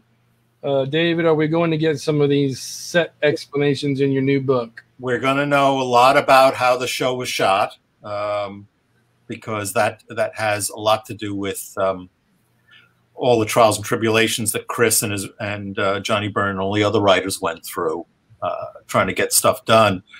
I mean, there was stuff that was written right up to the last moment. They were juggling so much. The biggest problem is getting Chris to remember a lot of this, because we had a whole thing about Black Sun, because I've got David Weir's original script, and Chris thought that he remembered in his mind that he completely rewrote the script, And I said, no, when you read David Weir's script, it's very close to the final episode. The only major difference is his script is unfilmable as far as his visual explanations. Now you could do it in CG, but that was the biggest problem, was that Jerry Anderson went to him and said, you've got to fix this so that we could shoot this. Find a better way. There was a whole page in the back of the script where he's trying to explain how he wants the visuals done. And it's not possible. No, or at least then it was not possible. So you run into a lot of that where you let the writers, let their imaginations run rampant, and then practicality comes in. Either Brian can't design it without a lot of experimentation, which in the first season they had time to do, but and then Keith Wilson has to build things, and what can you do sometimes? So that's the biggest thing. I mean, Jerry once told me that Freddie Freiberger wanted to have a moon buggy battle in Bringers of Wonder, and he had to remind Freddie they only have one practical moon buggy. Right. And every moon buggy is a different scale of model. Were we supposed to do a fleet of models and do this in miniature, which would look ridiculous? It would, wouldn't it? And they're not going to go out and buy 20 Amphicats and redress them to run around the sets. The set wasn't big enough for that. So, these are problems that TV shows deal with all the time. Yep. Well, good. Yeah. I'll be wanting one of those books with autographs. Yeah, of course. Look, I got an autograph from the David Hirsch and the Robert Wood. And what a lousy handwriting. Yeah. If they saw my signature, it'd be like, what? Yeah. Who the hell is that? Yeah. I've had people do that going, that's the best you could do. Yeah. All right, guys. All right. Take care. I have fun everything we do. Good talking to you. We'll do it again. Yep. Yeah. Been great. Have a good one. All right. See you guys. Yeah. See ya. See everybody. Hey, everybody. Thanks for tuning in. I love you guys. You're awesome. Remember, subscribe, hit like, and what else? Oh, hit your notifications so you can see every time I go live. Have a beautiful Sunday. We'll talk to you all later. Bye now.